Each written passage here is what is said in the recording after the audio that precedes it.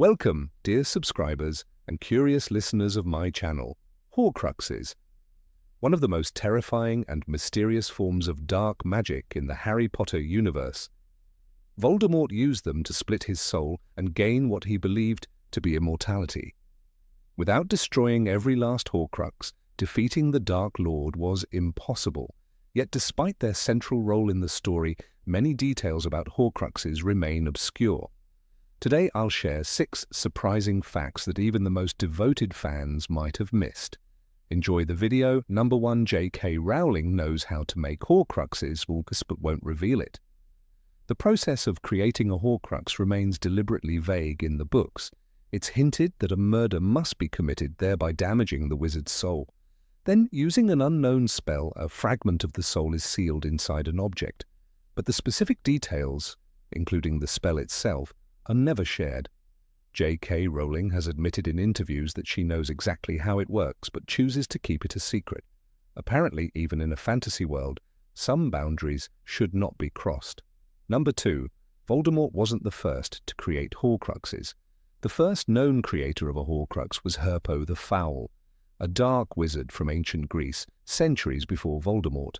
According to legend, he invented the method of soul splitting. Herpo also bred the very first basilisk and was a parcel-mouth, fueling theories that he may have been an ancestor of Salazar Slytherin, and therefore of Tom Riddle. Was Herpo's Horcrux ever destroyed? No one knows. It's entirely possible that a piece of his soul still roams the magical world. Number 3. Horcruxes are portrayed differently in the books and the films. One of the biggest differences between the books and the films is how Voldemort reacts to the destruction of his Horcruxes. In the original books, he feels nothing. He only learns they've been destroyed through physical evidence. The films take a more dramatic approach. Voldemort visibly suffers with each Horcrux destroyed. These scenes also emphasize his mystical bond with Harry, who is an unintended Horcrux. It's a cinematic exaggeration, but it heightens the emotional stakes of the story. Number 4. Professor Quirrell, a temporary Horcrux? Among all the forms Voldemort's soul has taken, the case of Professor Quirrell is unique. His body acted as a temporary refuge for the Dark Lord's spirit, though it was never formally turned into a Horcrux. Still, many fans consider him a temporary Horcrux because he carried a living fragment of Voldemort's soul. If we follow this logic, every time Voldemort inhabited someone or something, he created a temporary vessel, living but unstable. How many of these vessels existed during his years of wandering remains a mystery. Number 5. Harry should have been able to control the basilisk. In the Chamber of Secrets, Tom Riddle insists that Harry cannot control the basilisk because it only obeys the heir of Slytherin. But a logical question arises. If Harry is a Horcrux and carries part of Voldemort's soul, shouldn't he have shared that same command? In fact, Harry's ability to speak Parseltongue came directly from that soul fragment. The basilisk should have sensed a master within him. Perhaps the author hadn't planned this twist yet, or perhaps Harry simply didn't understand his power well enough at the time. Number 6. A magical fairy tale hides a Horcrux allegory. One of the stories in the Tales of Beedle the Bard, the warlock's hairy heart Iabit, may actually serve as an allegory for Horcruxes.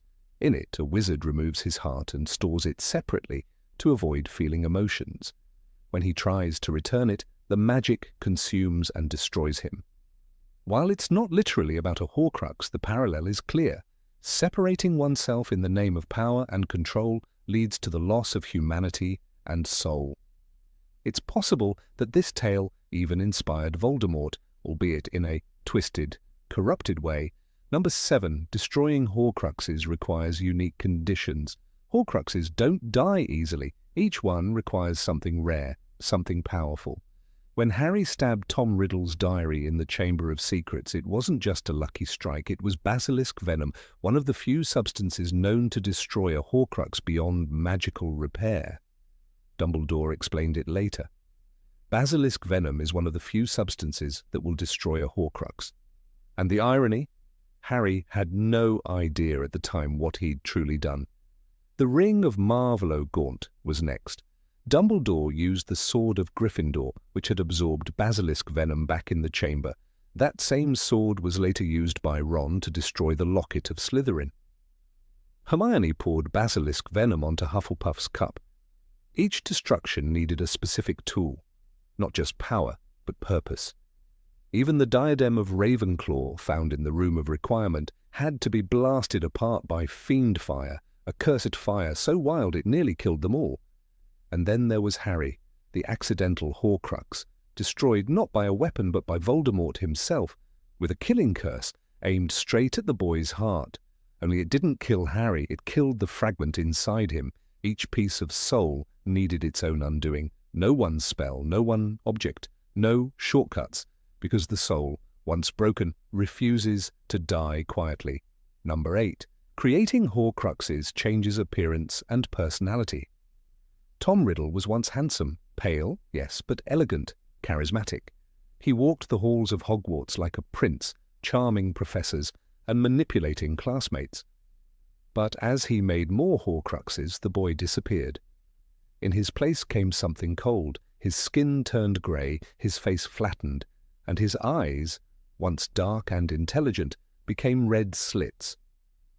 Lord Voldemort has gone beyond the bounds of what wizards consider evil, Dumbledore said. That evil carved itself into his flesh. Each Horcrux cost him more than just a piece of soul. It stripped him of his humanity. The more he tore himself apart, the more alien he became. By the time he returned in Goblet of Fire, he was barely recognizable. The face was as white as bone, with wide, livid, scarlet eyes and a nose that was as flat as a snake's. It wasn't just magic, it was mutilation, self-inflicted. He became the monster he thought he needed to be, and with the transformation came madness. Voldemort no longer trusted anyone, not even his most loyal Death Eaters. He killed without reason, feared betrayal at every turn. He mocked love, dismissed loyalty, and saw friendship as weakness. The act of splitting his soul poisoned his mind, made him believe in his own godhood, made him forget what it meant to be human. By the final battle, there was nothing left but power and fear, no joy, no sorrow, no connection to the world he wanted to rule.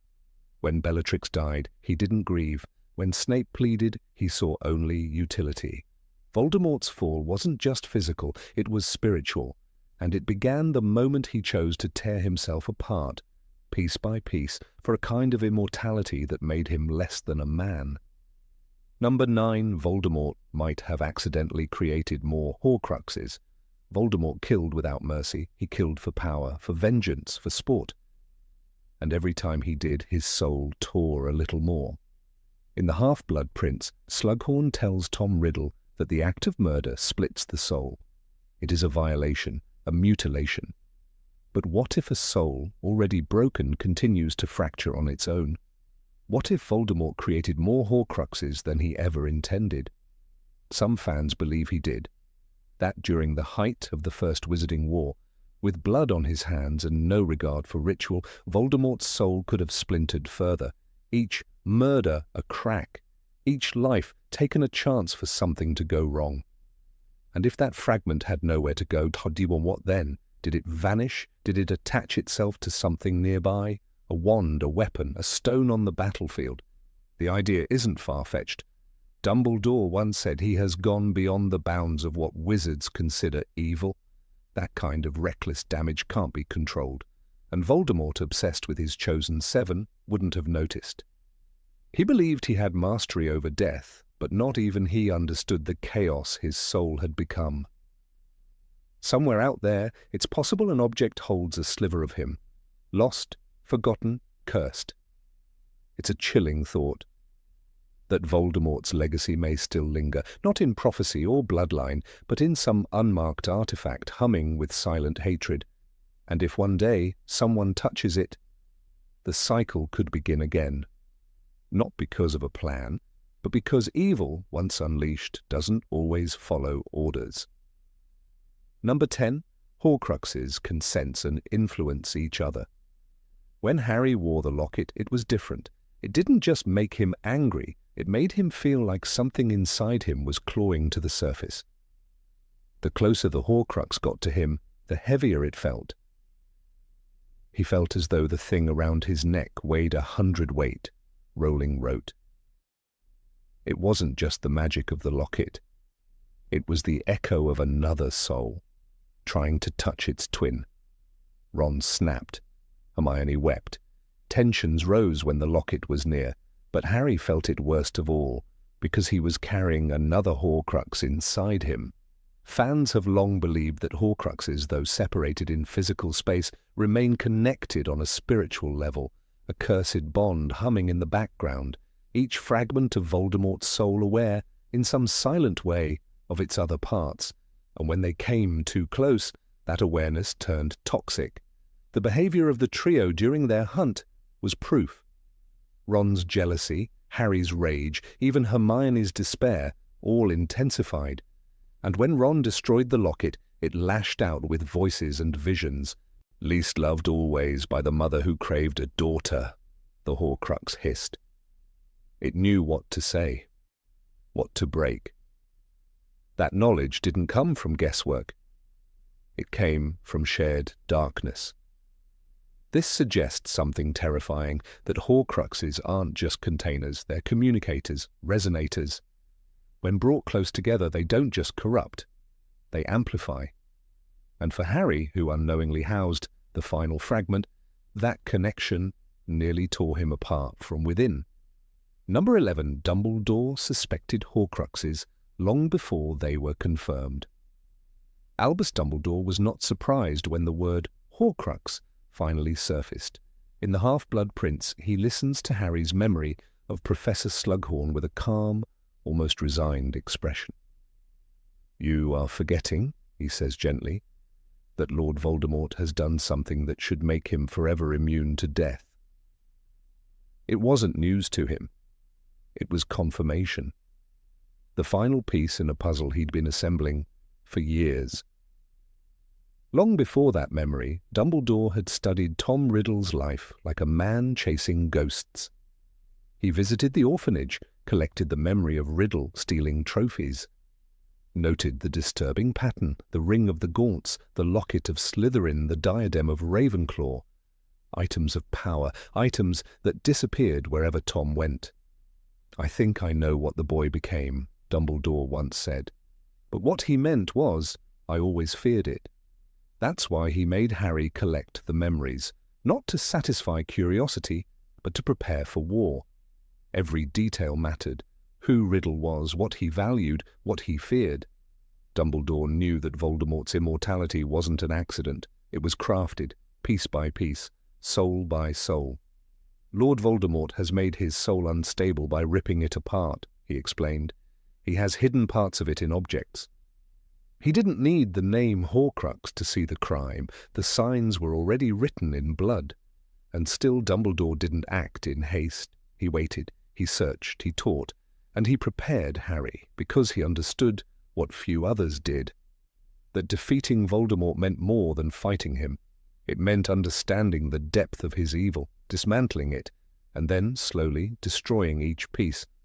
Not with brute force, but with knowledge, with courage, and with truth. Number 12, Harry lost Parseltongue. After the Horcrux was destroyed, after the final battle, something inside Harry went quiet. Not just the pain, not just the fear, something deeper. The voice that had once spoken in hisses, the cold, sharp language of serpents, Parseltongue, it was gone. In Harry Potter and the Deathly Hallows, J.K. Rowling makes it clear. After the Horcrux inside Harry was destroyed, so was his connection to that language. What once made him unique and feared had vanished. For years, people whispered about Harry's ability. Even Dumbledore had once said, "You can speak Parseltongue, Harry, because Lord Voldemort, who is the last remaining descendant of Salazar Slytherin, can speak Parseltongue." But it wasn't truly his. It had never been. It was a remnant of the soul that clung to him like a shadow ever since the night Voldemort's curse rebounded. When that piece was finally killed in the Forbidden Forest, so too was the gift it had given him. It wasn't just a magical ability. It was a symbol, For years, people questioned Harry's place in Gryffindor. They feared he was too much like Voldemort. He wondered it himself, but the loss of Parseltongue was proof. He wasn't the same. That dark thread had been cut. The voice inside him, the echo of the snake, was silenced. What remained was just Harry, whole for the first time in his life. He never tried to get the power back, even when it could have been useful. He let it go, like the Elder Wand, like the Hallows, like the past. The boy who once talked to snakes had no more need for their language because he was finally his own. Number 13, Umbridge wore a Horcrux, and it changed her. Dolores Umbridge wore a Horcrux, and she didn't even know it.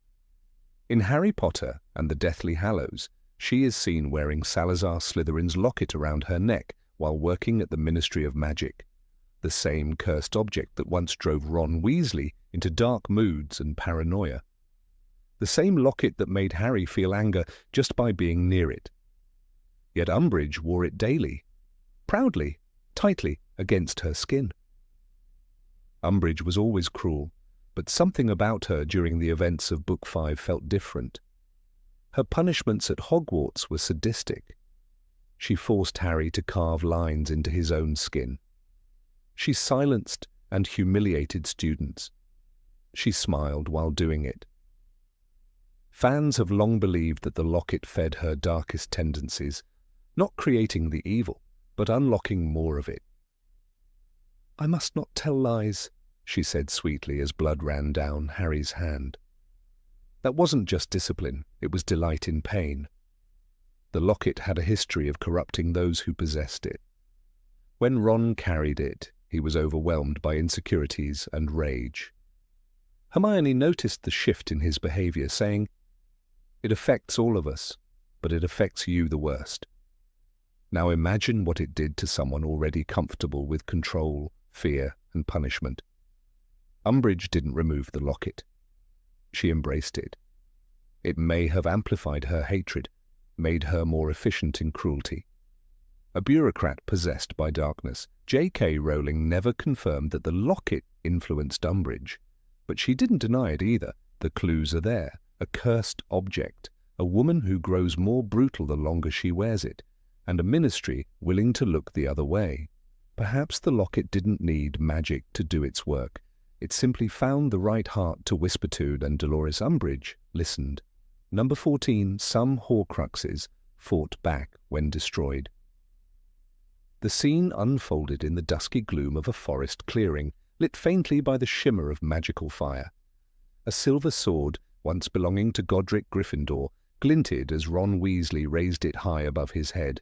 Before him hovered the locket of Salazar Slytherin, pulsing faintly with a sickly green hue. It was more than metal and magic. It was a Horcrux, a vessel for the torn soul of Lord Voldemort. What Ron didn't expect was that it would fight back. Not in the traditional sense, not with spells or curses, but with something far more insidious: fear, doubt, and despair.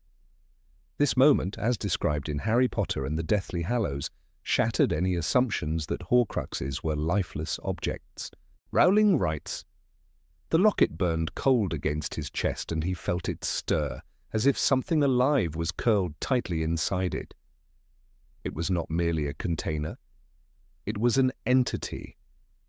When Ron prepared to strike, the Horcrux unleashed a torrent of psychological torment that tested the very limits of his willpower. It hissed his insecurities, projected visions, manipulated his emotions, all in a desperate bid to survive.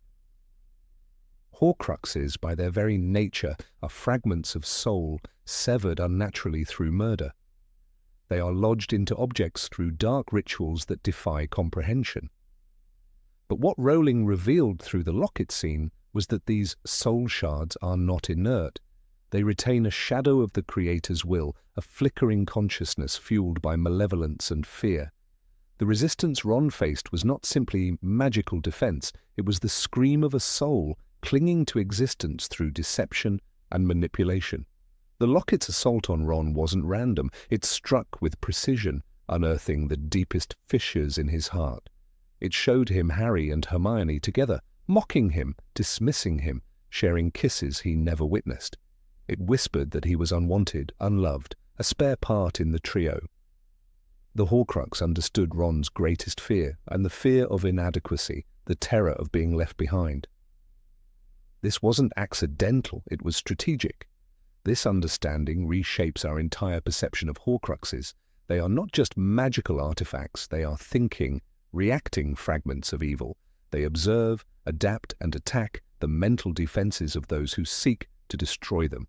When Ron faltered, it was not due to lack of courage, but because he was suddenly standing face to face with the worst version of his own reality, constructed and weaponized by a sentient curse. Dumbledore hinted at this capacity for resistance when he discussed Horcruxes with Harry. He spoke of the diary that nearly killed Ginny Weasley. That diary, also a Horcrux, did more than contain a piece of soul. It spoke, wrote, and possessed. It had the cunning to win Ginny's trust, the charm to manipulate her actions, and the power to open the Chamber of Secrets once again. It was intelligent, cruel, and calculating. Its destruction was not just the burning of a book, it was the killing of a phantom personality. The diary Horcrux even succeeded in nearly resurrecting Tom Riddle as a teenage shadow of himself. He was charming, cruel, and inquisitive, a version of Voldemort untempered by fear or death. This was not a ghost, not a memory. It was a living aspect of Voldemort's soul attempting to gain permanence. Ginny poured her soul into me, the riddle within the diary gloated. I grew stronger and stronger on a diet of her deepest fears, her darkest secrets. He was not merely resisting destruction, he was trying to live again.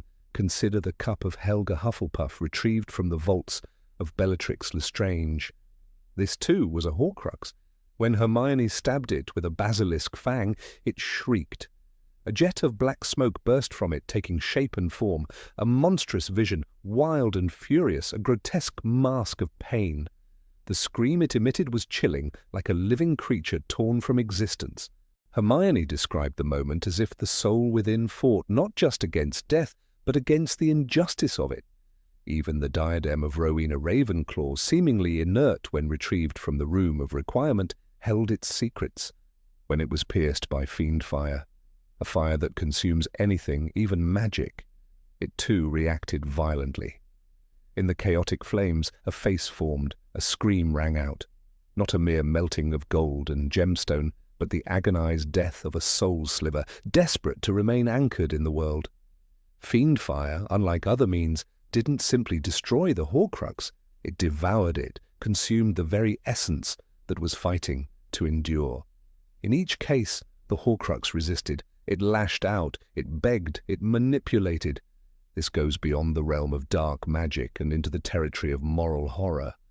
Voldemort did not merely hide his soul, he imprisoned parts of himself into a state of eternal unrest, and each piece became an echo of his worst qualities: fear, pride, cruelty, and self-preservation. He didn't just anchor his life, he multiplied his capacity for torment. The locket scene remains the most intimate of these encounters because it directly targeted the psyche of the destroyer. Ron, never the leader, always the follower, was suddenly cast into the spotlight by this dark relic. And yet, through trembling hands and a heart near collapse, he triumphed. The moment he struck the locket, the visions shattered. The illusions vanished. And the Horcrux died not quietly, but violently, screaming and writhing as its stolen time ended. This resistance implies something terrifying. Horcruxes are aware. They want to live. They don't merely sit and wait to be found. They sense danger, react to threats, and defend themselves with terrifying ingenuity. They play with minds, twist emotions, and wage psychological war. This is why Dumbledore warned that destroying them requires not just magical power, but moral clarity and emotional fortitude. One must not merely kill a Horcrux, one must endure its final savage attempt to destroy you. Number 15. Horcruxes are protected against normal magic. There is a chilling truth buried within the lore of the wizarding world, one that even the most devoted students of dark magic often fail to grasp. A Horcrux is not merely a vessel for a fractured soul, it is a fortress, encased in spells so ancient and vicious that common magic cannot penetrate them. This defense is not incidental. It is a deliberate mechanism, woven into the very act of creating a Horcrux, ensuring that what is hidden remains nearly impossible to destroy. This was no accident of magic. It was part of the design. Hermione Granger, whose brilliance with spells was unmatched among her peers, once stood beneath a tent canopy in the woods, wand raised high, facing a heavy golden locket. It was the Horcrux made from Salazar Slytherin's locket, and it seemed so unassuming, just another piece of jewelry hanging cold and dormant. She tried every incantation she knew: Reducto, Incendio, Confringo.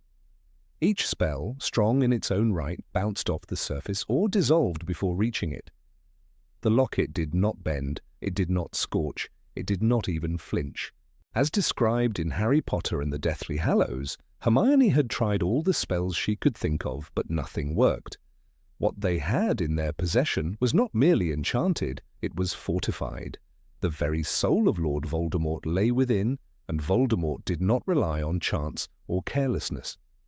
When he tore his soul and locked a part of it inside the locket, he also embedded layers of protective enchantments that defied ordinary magic.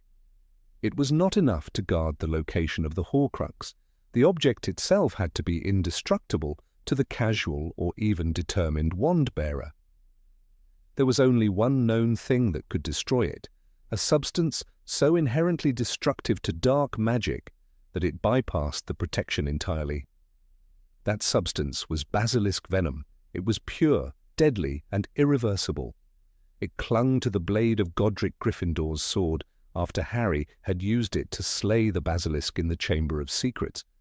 That same venom etched itself into the silver of the sword, and, as Dumbledore explained, the sword absorbed only what made it stronger. It became a rare weapon, perhaps the only one of its kind, capable of destroying a Horcrux. The sword of Gryffindor had imbibed that which made it stronger. Basilisk venom, Dumbledore once said, recognizing the unique fusion of metal and magic that could overcome Voldemort's most hidden protections. The defense of Horcruxes did not stop at simple magical resistance.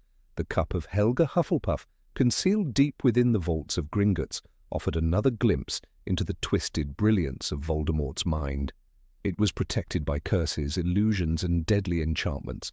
Not only was it hidden among mounds of other golden treasures, but the vault itself was subject to the Geminio and Flagranti curses.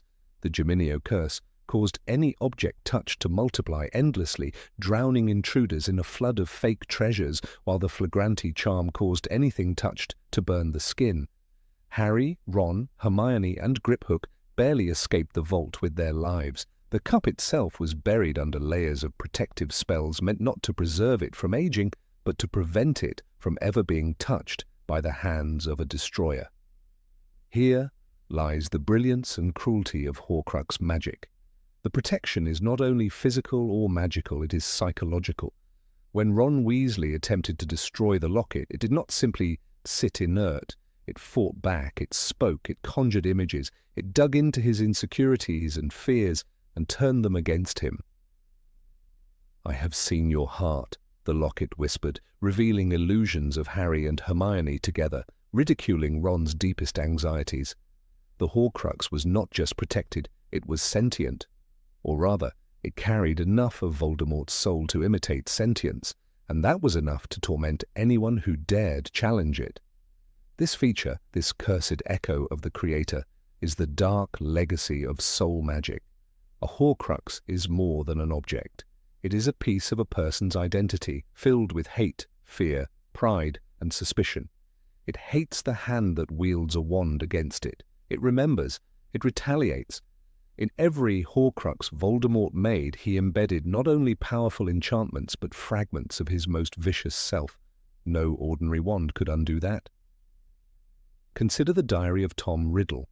When Ginny Weasley wrote in it, the book wrote back. It consumed her soul slowly day by day, while masquerading as a sympathetic ear. But when Harry tried to destroy it, it bled ink and screamed. The basilisk fang pierced it, and the soul fragment burst forth with a shriek, vanishing into oblivion. That too was proof. Not even a powerful wand nor knowledge could have sufficed. Only basilisk venom, something so poisonous it unravelled the magic of immortality, could cleanse the dark magic Voldemort left behind. The protections were not uniform either. Each Horcrux was different. Each was layered with spells tailored to its environment and symbolic meaning. Ravenclaw's diadem, hidden in the room of requirement, was protected by an enchantment so subtle that it remained hidden for decades, even as thousands of students walked past it. When Harry finally located it, it still took Fiendfire, another uncontrollable, devastating form of magic, to destroy it. And yet Fiendfire is so dangerous that it burns everything in its path, threatening even the caster. That was the price of trying to break what Voldemort had made. But even Fiendfire was not a planned weapon. It was a last resort, something that Crabbe unleashed in panic and ignorance. It was a brute force solution to a problem that had no elegant fix. It destroyed the Horcrux, yes, but nearly cost them their lives. This reinforces the idea that Horcruxes are not just hidden. They are booby-trapped, cursed, defended with every tool of dark magic. They are designed to outlive their enemies. Number 16, the Horcrux inside. Harry granted him unique powers. There was always something different about Harry Potter, beyond the lightning-shaped scar and the fame that chased him like a shadow. From the very first book, attentive readers sensed something unnatural in the way he connected with Voldemort. But few realized the full weight of the connection, that Harry himself carried a piece of the Dark Lord's soul. This accidental Horcrux was not just a plot twist, it was the explanation behind some of Harry's most remarkable and eerie abilities. Among the most famous of these abilities was Harry's command of Parseltongue, the language of snakes. It was not something he learned, it came to him instinctively. At the age of 11, during a visit to the zoo, Harry not only spoke to a boa constrictor but understood its replies. This incident puzzled him but deeply alarmed those who later learned of it, especially Dumbledore. Parseltongue, after all, was a rare gift usually associated with the dark arts. It was also a trait passed down through the Gaunt family, Voldemort's own bloodline, but Parseltongue was only the beginning. As early as the Goblet of Fire, Harry began to experience intense physical pain in his scar whenever Voldemort was near or particularly emotional. The connection between them grew stronger the more Voldemort regained his power. In Order of the Phoenix, this bond intensified to a terrifying degree. Harry started having dreams, visions even, of events as they were happening in real time. He saw Arthur Weasley being attacked by Nagini. He felt Voldemort's fury, his triumph, his fear. He wasn't just observing the Dark Lord's life, he was inhabiting it. These dreams weren't vague or symbolic. They came with vivid details and precise emotions. When Harry woke from the vision of the snake attack, he described feeling not just horror, but a rush of savage pleasure at the sight of Arthur's injury. That reaction was not Harry's. It belonged to the fragment of soul inside him. It was a moment that chilled readers, a rare glimpse of the true nature of his internal passenger. Rowling herself confirmed in interviews that Harry's connection with Voldemort was a direct consequence of him being a Horcrux. Unlike the enchanted locket or the corrupted diary, Harry's Horcrux status was unintentional. It was a freak accident born from the failed killing curse. But even without a ritual, the result was the same, a tether between their souls, invisible but ever present. And unlike other Horcruxes, this one could think, feel, and influence a living mind. The implications were profound. In Half-Blood Prince, when Dumbledore explains Horcruxes to Harry, he stops short of revealing the full truth. The headmaster knows what Harry truly is, but withholds it until the final leg of their journey. Yet clues are scattered throughout the books like dark breadcrumbs. The link between Harry and Voldemort allows for more than visions. It creates a vulnerability that could be exploited. Dumbledore warns Harry not to dwell too much on the connection, knowing that Voldemort might one day use it as a weapon. That day comes with cruel precision. In Order of the Phoenix, Voldemort plants a false vision into Harry's mind, an image of Sirius Black being tortured in the Department of Mysteries. Harry takes the bait, leading his friends into a trap. This was the moment when the shared link became more than a curiosity. It became dangerous, manipulative, and nearly fatal. As Dumbledore later said, the Dark Lord is using your connection. What makes this all more fascinating is that Harry's powers were not strictly his own. They were borrowed, unintended consequences of black magic gone wrong. Yet he used them for good. He listened to the voice of the snake and saved lives. He used his visions to warn others and fight the very evil that gifted them to him. This paradox of darkness fueling the light made Harry's journey all the more poignant. One of the most unsettling examples of this parasitic connection came in Deathly Hallows, when Harry saw into Voldemort's mind as the Dark Lord sought the Elder Wand. Harry could feel Voldemort's emotions, his growing impatience, his lust for power, his paranoia. These weren't dreams, they were invasive moments of possession. The Horcrux inside him, feeding on this connection, made Harry a reluctant witness to every move Voldemort made. But the connection worked both ways. Voldemort, in turn, began to feel Harry's presence. By the end of Deathly Hallows, he sensed when Harry was close. The link that once gave Harry an edge had become a liability. This shift marked a turning point. What had once been a secret advantage now risked compromising everything. Dumbledore had warned that love was Harry's greatest power, but the Horcrux inside him made even love a battlefield, twisted by the darkness embedded in his soul. One of the most chilling moments was not one of action, but silence. When Harry realized that he had to die, not symbolically but truly, to destroy the piece of Voldemort within him, the story reached its emotional crescendo. In the Forbidden Forest, with the Resurrection Stone clutched in his hand and the ghosts of his loved ones walking beside him, Harry gave himself over to death, and in that act he killed not just the fragment of soul, but the last hold Voldemort had over him. After his death and resurrection, Harry changed. The connection was gone. He no longer spoke Parseltongue. He no longer dreamed of Voldemort. The scar that had ached for 17 years fell silent. As the book says, all was well. But the absence of power was as telling as its presence. Without the Horcrux, Harry was simply himself again, a boy, not a battleground. It's worth noting that none of the other Horcruxes offered this kind of experience. The diary tried to possess Ginny, yes, but it acted more like a cursed object. The locket drove its wearers to despair, using fear and insecurity as weapons. The ring tempted with illusion, but none of them allowed their bearers to see through Voldemort's eyes or feel his heartbeat. Harry's case was unique because he was alive. A living soul carrying a living fragment created a bond deeper and stranger than any artifact could. Number 17 Horcruxes can affect their environment. Of all the sinister arts in the magical world, few evoke such unease as the creation of a Horcrux.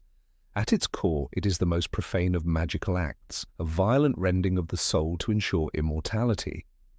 But beyond the horror of its conception lies a quieter, more insidious truth. Horcruxes do not merely contain darkness, they radiate it. They seep into the fabric of their surroundings, staining not only the air, but the minds and hearts of all who draw near.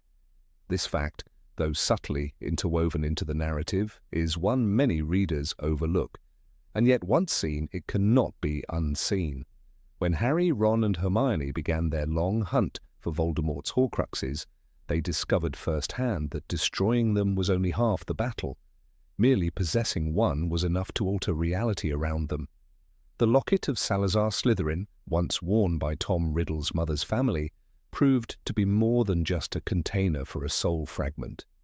It was a living wound in the air, a presence that darkened moods and thoughts alike.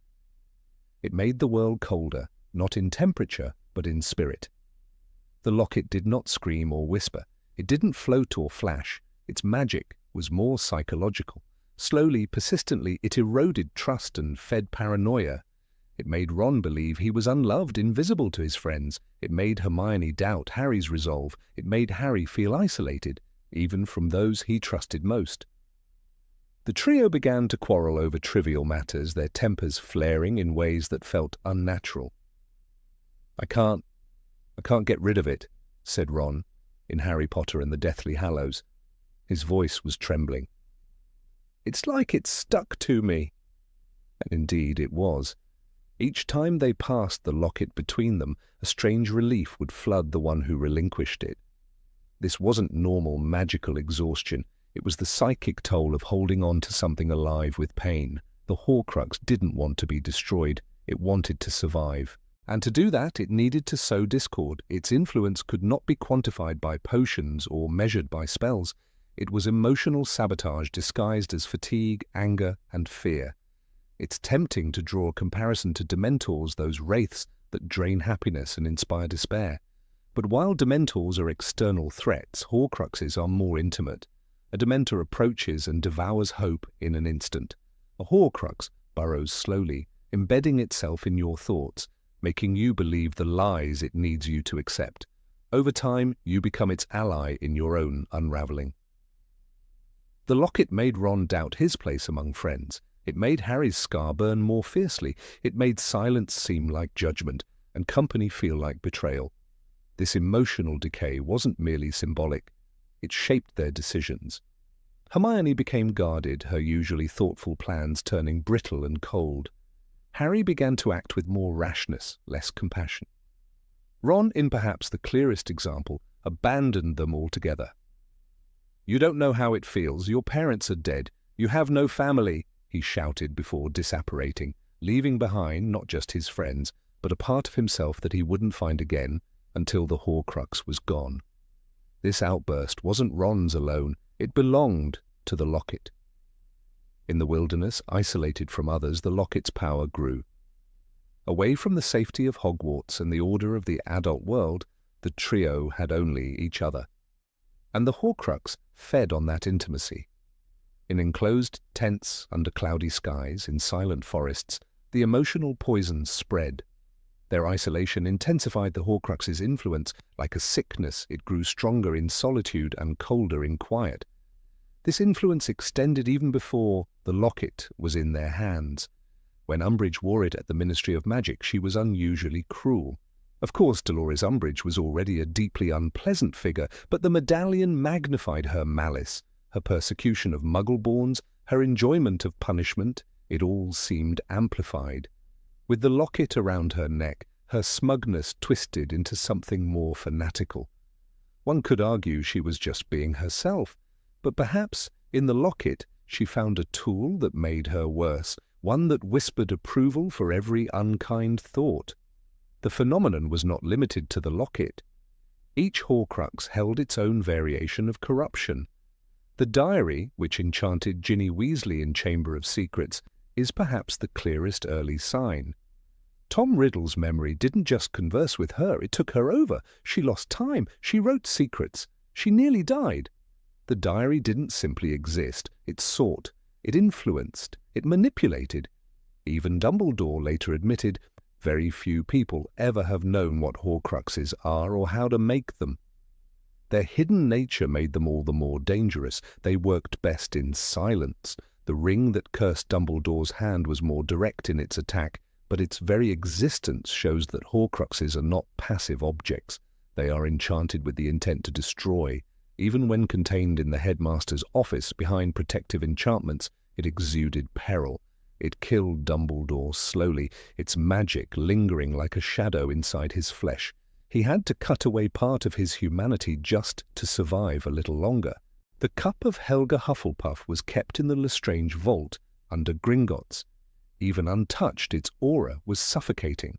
When Harry and his friends entered the vault, they were met with enchantments and traps, yes, but also a sense of spiritual dread. The room pulsed with danger, not just because of the multiplied objects, but because the air itself had weight. It was the smell of old blood and broken promises. It was legacy turned to venom. Even Nagini, the serpent, who became Voldemort's final Horcrux, demonstrated the transformative power of soul magic. Before she became a vessel, she was a dangerous snake. Afterward, she became a reflection of Voldemort's paranoia. She did not simply serve him, she became an extension of his will, reacting with violence at the slightest provocation. In the Goblet of Fire, she attacks Arthur Weasley under Voldemort's command, but in the Deathly Hallows her presence is more spectral. In Bathilda Bagshot's ruined house, her disguise within Bathilda's corpse is a grotesque mimicry of human form, another instance of space warped by the presence of soul magic. There is also the Room of Requirement, which concealed the diadem of Ravenclaw. When Harry returned to Hogwarts and found the diadem hidden within a cluttered, chaotic version of the room, he noticed that the air was thick, heavy. The closer they came to the Horcrux, the more disoriented they became. Fire eventually consumed the room, and with it the cursed object, but not before it made Crabbe unleash a spell beyond his control. The diadem didn't speak or shout, it simply was, and that was enough. Voldemort never fully grasped this side effect of his magic. He believed Horcruxes to be passive, secure containers, vaults of immortality. But the act of murder, the act of soul-splitting, imbued each Horcrux with more than power. It imbued them with trauma. The soul fragment inside remembered pain, and pain, like all emotion, demands expression. The objects became cursed not just by spellwork, but by memory. They were haunted, not by ghosts, but by echoes. This leads us to a chilling thought. The soul does not want to be split. It is by nature whole. To break it is to wound it, and the wound does not close. A Horcrux is not merely dark. It is wounded darkness, screaming quietly through layers of metal and wood and bone. This is why proximity to a Horcrux feels like decay. It is a psychic wound made physical. Dumbledore once said, "You are protected, in short, by your ability to love." But the Horcrux suppresses love. It suffocates it. It replaces connection with suspicion. In every moment when Ron questioned Harry, when Hermione withdrew, when Harry looked out at the forest with hopelessness, the Horcrux was speaking, not in words, but in absence, the absence of light, of joy, of humanity. It also raises philosophical questions about magical ethics. If objects can absorb the emotions of their creators, what other items in the wizarding world hold echoes of their makers? The Elder Wand carried death, but did it carry loneliness? The Resurrection Stone brought grief, but did it absorb longing? The Horcruxes teach us that magic leaves residue, not just in spell form, but in soul form. The magical world is soaked with it. The final destruction of each Horcrux is an act of liberation, not only for Harry and his friends, but for the very world around them. When Ron stabbed the locket with the sword of Gryffindor, it screamed. A face emerged. A storm of voices rose in crescendo. It wasn't just a special effect. It was the soul fragment raging against death. And when it was gone, the air lightened. The forest no longer felt oppressive. Hermione breathed easier. Harry looked up instead of down. This wasn't coincidence. It was cleansing.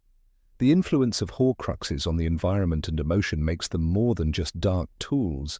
They are malignant spirits. They are not just things, but characters in the story, working silently against the heroes.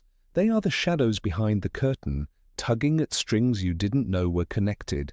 They don't need to move or speak. They only need to exist. This is why Voldemort, for all his cunning, was doomed. He created not protection, but parasites. Each Horcrux was a monument to his fear of death, and each one poisoned the world a little more. The medallion's influence wasn't symbolic, it was real, tangible, deadly. And perhaps that is the darkest truth of all. Evil does not always announce itself with a bang. Sometimes it seeps, sometimes it settles. A Horcrux doesn't knock on your door, it waits quietly in your pocket and whispers to your soul. Number 18, Voldemort wanted to turn Gryffindor's sword into a Horcrux. Of all the dark ambitions Lord Voldemort pursued, none reveal the twisted irony of his character quite like his desire to transform the sword of Godric Gryffindor into a Horcrux. This fact, buried in the shadows of history and whispered only in fragments among goblins and those loyal to Albus Dumbledore, unveils the deeper cruelty of the Dark Lord's soul. Most believe his Horcruxes were chosen for their secrecy or sentimental value. But the sword, that was meant to be a message, just immortality, desecration. Voldemort understood symbolism. He didn't merely crave power, he wanted dominance over meaning itself. The sword was not just an ancient weapon, it was a relic of courage, valor, and heroism, forged by goblins imbued with basilisk venom after it destroyed the serpent in the Chamber of Secrets. The sword of Gryffindor symbolized everything Voldemort despised and feared. But what better way to claim mastery over such ideals than to taint the very object that represented them? What better trophy than to turn light into darkness? Long before his final descent into madness, Tom Riddle studied the founding artifacts of Hogwarts. He had already claimed Hufflepuff's cup, Slytherin's locket, and sought Ravenclaw's diadem. Each object was deeply tied to the founders, each radiating power and history. Only Gryffindor's artifact remained beyond his reach. But Voldemort, never one to be deterred by impossibility, set his sights on the sword. Yet the sword was not just elusive, it was protected by more than spells or concealment. Albus Dumbledore, in a stroke of genius and foresight, anticipated Voldemort's interest. He had the goblins forge a convincing replica and placed the real sword in a hidden chamber, only to be summoned by true Gryffindor bravery. When Bellatrix Lestrange was entrusted to guard what she believed was the genuine artifact in her Gringotts vault, she did so under the illusion that it was safe from theft. In truth, it was a decoy. This deception, subtle and brilliant, reflects not just on Dumbledore's cunning, but on his understanding of Voldemort's nature. Dumbledore knew that the Dark Lord would pursue symbols, not just for power, but for the perverse satisfaction of corrupting them. Voldemort is no ordinary mortal, Dumbledore once told Harry. He collects trophies of death and desecration. He defiles what others hold sacred. Turning Gryffindor's sword into a Horcrux would have been his final insult to the legacy of Hogwarts. There are traces of this plan in the memories Dumbledore collected.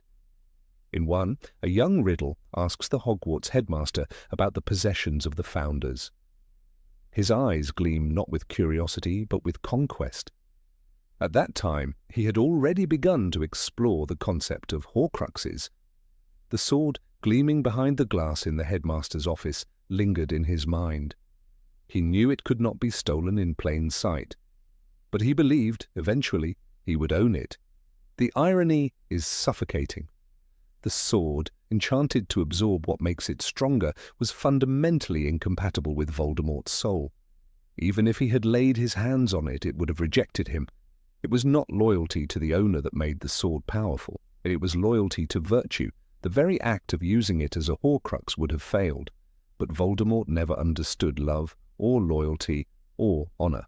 He understood only domination. The goblins, for their part, played a role they rarely received credit for. Ragnarok the Younger, a senior Gringotts official, was the one who oversaw the creation of the duplicate. At Dumbledore's request, he ensured the fake had all the aesthetic details, the ruby pommel, the name etched in the blade, but none of the magic. It was merely a symbol, hollow, just like the soul Voldemort tried to implant in it.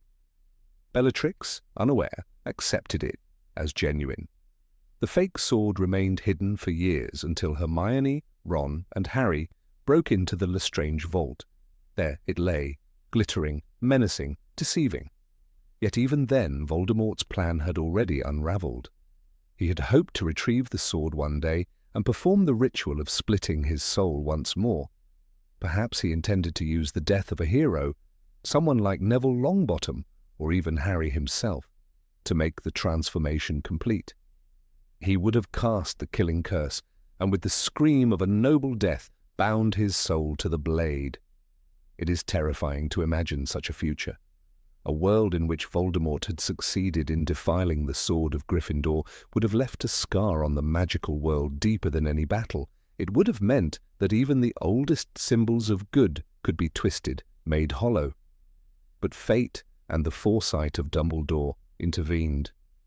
When the real sword appeared to Harry in the Forest of Dean, summoned by his willingness to sacrifice and protect, it was a quiet triumph of truth over deception.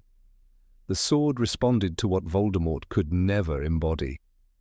Its reappearance was not just convenient, it was symbolic. Gryffindor's legacy remained unbroken. The relic of heroism refused to be tainted. The true tragedy of Voldemort is not just in the lives he destroyed, but in the ideals he tried to ruin. His obsession with Horcruxes was not merely a pursuit of immortality, it was an attempt to claim that nothing was sacred, that even the sword of Gryffindor could be corrupted, that death had no power over him, and neither did meaning, but meaning fought back. Magic, in the world of wands and spells, is rarely just a tool. It is tied to intention, to emotion, to history. The sword was not merely an object to be possessed, it was a legacy, living and breathing through the deeds of those who earned it. It could not be taken, only won, and Voldemort, for all his power, could never win it. J.K. Rowling never states directly in the main texts that Voldemort wanted to make a Horcrux from the sword, but hints lie scattered like fragments of dark intent. His pursuit of the Founder's relics, his obsession with tainting the past, and his hatred of Gryffindor's legacy all point to this disturbing plan. It fits the pattern of his mind, twisted brilliance, symbolic violence. Even in his final moments, as the great hall shook with spells and the sword gleamed in Neville's hand, Voldemort may have recognized the cruel poetry of his failure. The sword he once desired to defile became the instrument of his downfall. It decapitated Nagini, the final Horcrux. It ended his immortality. "The last enemy that shall be destroyed is death," said the stone. Voldemort believed he had destroyed that enemy, but the sword of Gryffindor, held by a true Gryffindor, proved otherwise. This story, of a plan gone unnoticed, of a dark ambition never fulfilled, adds another layer to the mythology of Harry Potter. It reminds us that evil does not simply seek power, it seeks to unmake meaning, to twist light into shadow. But in this case, light refused. The sword, the soul, the sacrifice, all stood firm. Thus what Voldemort intended as his ultimate Horcrux became his ultimate humiliation, not by exposure, but by denial. He was never worthy of it. The sword would never let him in. It waited for those who showed true courage, not cunning. It responded to sacrifice, not selfishness. It remained forever beyond his grasp. And so the blade that killed the serpent never bore the serpent's soul. It shone clean and true, a testament to magic that even death could not stain. Voldemort's plan failed, not because he was stopped, but because he was never chosen. The sword had its own will, and it chose heroes, not monsters. Number 19, you can hear the soul inside a Horcrux. When Harry Potter stood in the room of requirement and laid eyes on the lost diadem of Rowena Ravenclaw, he felt something strange stir in the air. He didn't just see the Horcrux, he sensed it, he heard it. A whisper, faint and chilling, brushed against his consciousness. It was not an ordinary sound. It wasn't someone in the room. It was internal, spectral, a breath on the edge of thought. This moment, described subtly in Harry Potter and the Deathly Hallows, hinted at something far more disturbing than the books ever plainly state. Horcruxes can speak. This was not the first time the presence of a Horcrux had manifested itself through sound. It had happened before with Tom Riddle's diary. That little black book didn't just hold words, it held a presence. Ginny Weasley, isolated and vulnerable, heard its voice. It whispered to her, drew her in, and manipulated her from within. Over time, she didn't merely read the diary, she listened to it, and it listened back. What she thought were her private confessions became a two-way exchange. The diary, as Dumbledore later confirmed, had begun to pour a bit of its soul into her. Horcruxes are not inert objects. They are not dead relics of dark magic. They are alive, conscious, patient, and waiting. Each one houses a piece of Voldemort's soul, a sliver that remembers, that feels, that watches. And sometimes it whispers. Fans of the series have long speculated that this ability, the power of Horcruxes to speak, is not metaphorical, it is literal. These soul fragments can communicate, but not always in words, sometimes in emotions, sometimes in shadows, and sometimes in unmistakable voices. When Harry encountered the locket, another Horcrux, the whispering took on a more aggressive tone. It didn't merely suggest, it invaded. As Harry, Ron, and Hermione passed the locket between them, each felt its psychological burden. But it was Ron who heard it most clearly. When he attempted to destroy it, the Horcrux didn't remain silent. It unleashed a stream of poison, visions and voices mocking him with his fears and failures. "I have seen your heart," it said, "and it is mine." This voice was Voldemort's, but more twisted, a piece of him disconnected from the whole and steeped in hatred and envy. In this context, the whisper Harry heard near the diadem takes on new meaning. It was not merely an echo of dark magic. It was the voice of a soul, trapped, restless, and aware. The Horcrux made from Ravenclaw's diadem was clever, quiet, and deadly. It didn't need to shout. It was subtle, drawing Harry's attention like a moth to flame.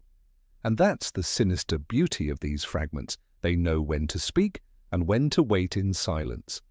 Dumbledore once told Harry that making a Horcrux is the wickedest of magical inventions, and he was right. But he never fully explained what it feels like to be near one. He spoke of their creation, their danger, and the importance of destroying them. But it was Harry and his friends who discovered the deeper truth. Proximity to a Horcrux is not only a threat to the body, it's a threat to the mind. When carried too long, the Horcrux locket sowed discord among them. Its voice grew louder with time, amplifying insecurities and jealousy, until even Ron abandoned the group in frustration. This effect is not unique to the locket or the diary. Each Horcrux has its own tone, its own method of influence. The ring, once belonging to Marvolo Gaunt, didn't speak with words. Instead, it lured Dumbledore with the promise of something deeply personal, the resurrection of his sister and family. That Horcrux whispered in temptation, not audibly, but emotionally. Dumbledore, brilliant as he was, could not resist. He put the ring on his finger, and in that moment it screamed through him, nearly killing him. The voice was there. It just took a different form. Perhaps the most telling example of Horcrux speech comes not from objects, but from the connection between Harry and Voldemort himself. Because Harry was an accidental Horcrux, he experienced something none of the others could. He didn't just hear voices, he shared them. He dreamt Voldemort's dreams. He felt his emotions. He heard him scream. And Harry, at the same moment, knew that Voldemort was now flying through the night, determined to reach the place first. Deathly Hallows. These weren't visions, they were echoes of another mind, bleeding through the soul fragment inside him. The idea that Horcruxes can speak opens a terrifying question. How much of Voldemort survives in each fragment? Is it just a passive essence or something more? The diary seemed to possess the full personality of Tom Riddle, capable of charming, manipulating, even possessing. That fragment remembered Hogwarts. It remembered being admired. It remembered wanting more. It told Ginny about the Chamber of Secrets and directed her to open it. That wasn't passive memory. That was initiative. It was agency. This leads to another chilling realization. Horcruxes are sentient. Not fully, not as complex as Voldemort himself, but aware. The fragment in the diary wanted to return. It wanted to be whole again. It used Ginny to relive its past. In a sense, it tried to be reborn. "Ginny poured her soul into me," the diary said. "I grew stronger and stronger on a diet of her deepest fears, her darkest secrets." Chamber of Secrets. That sounds less like a trap and more like a plan. The whispering heard near the diadem was not just dark energy. It was a remnant of that same intention.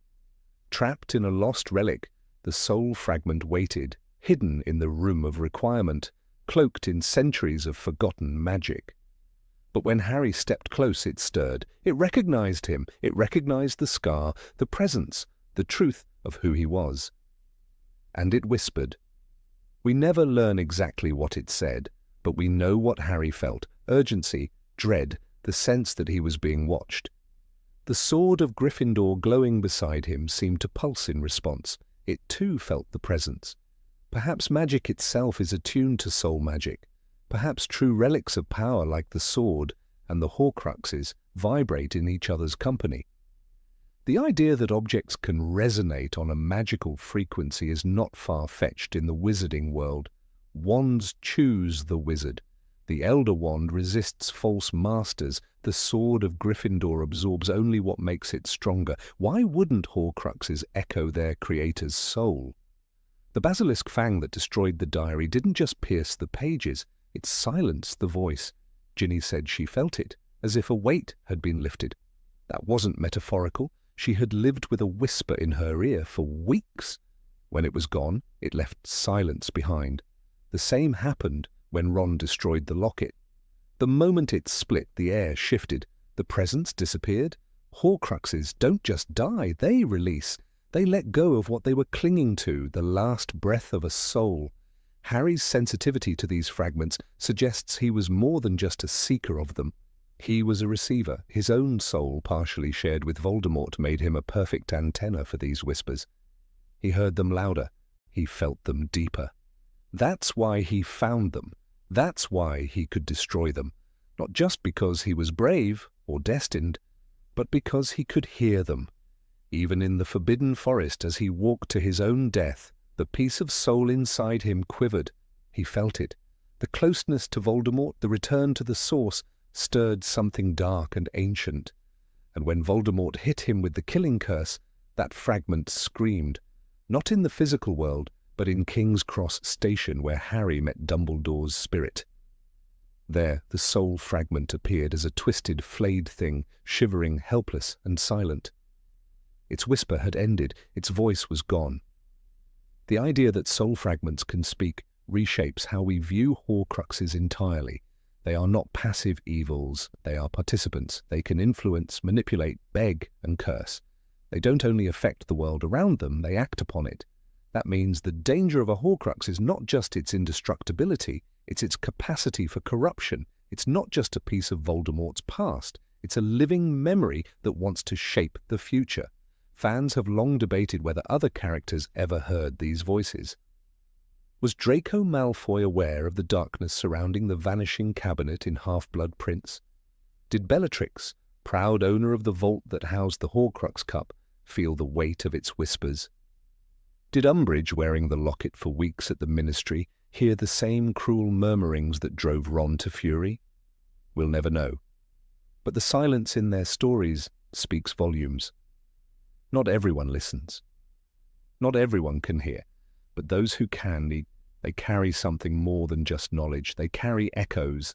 So the next time you think of a Horcrux as a cursed object, remember this. It is a voice, waiting. It is a whisper in the dark. And if you ever feel the hair rise on the back of your neck, or hear your own fears spoken back to you, you might not be alone.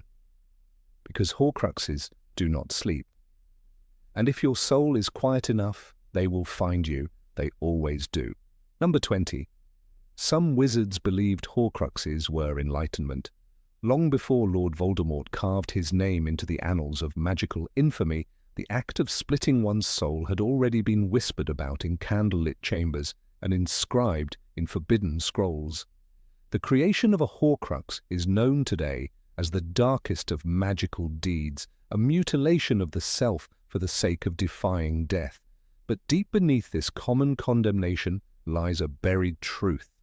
Not all magical scholars considered Horcruxes to be acts of evil. In the corners of magical history long since blackened with ink and denial, there lived a sect of philosophers who believed that the soul, in its division, could achieve a higher state of existence. The name most often associated with the Horcrux is Tom Riddle. His cruelty and obsession with immortality led him to create not one, but 7 Horcruxes, anchoring fragments of his soul to objects with terrible precision. But few realize that the idea did not originate with him. He was merely its most prolific and notorious practitioner. Centuries before Voldemort ever breathed, magical thinkers such as Herodias Crane and Selene of the Vanishing Star dared to articulate theories that now sound heretical. They did not see the soul as a sacred whole, Rather, they viewed it as something malleable, capable of refinement and liberation through division. Herodias Crane, a name almost forgotten even in the libraries of Durmstrang, wrote extensively on the concept of soul echoing, the idea that a person's essence could be stretched across time, anchoring pieces of identity not just to objects but to ideals. In a passage from his lost treatise on the fractured light, he wrote, "What if death is not the end but merely a wall to be passed through again and again, as smoke slips through a net?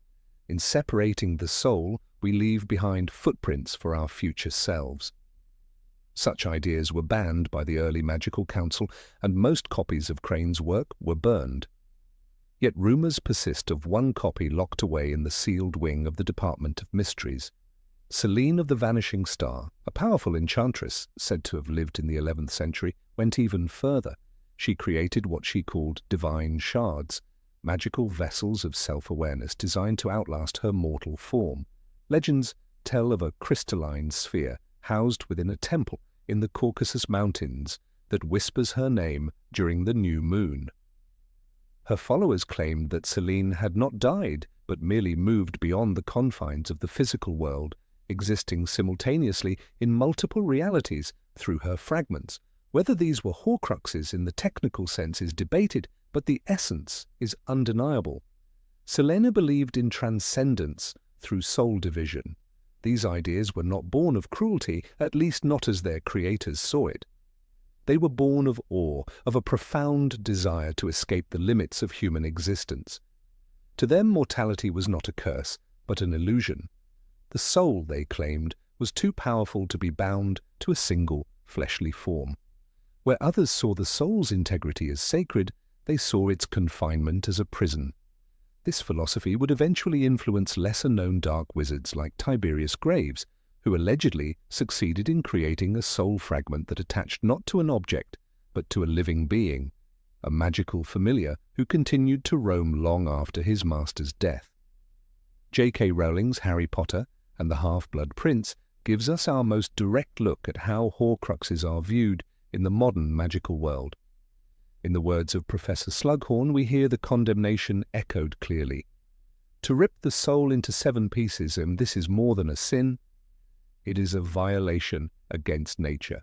But Slughorn's guilt in giving Tom Riddle the information suggests another truth. The knowledge existed, hidden but not destroyed. And what is knowledge, if not an invitation to be used? The reality is, the magical world never fully erased the doctrine of division. In secret societies, among the lost pages of the Black Family Library perhaps, or in the hidden vaults beneath Nurmengard, these teachings persisted. Some believed that anchoring the soul was a way to carry knowledge beyond one generation.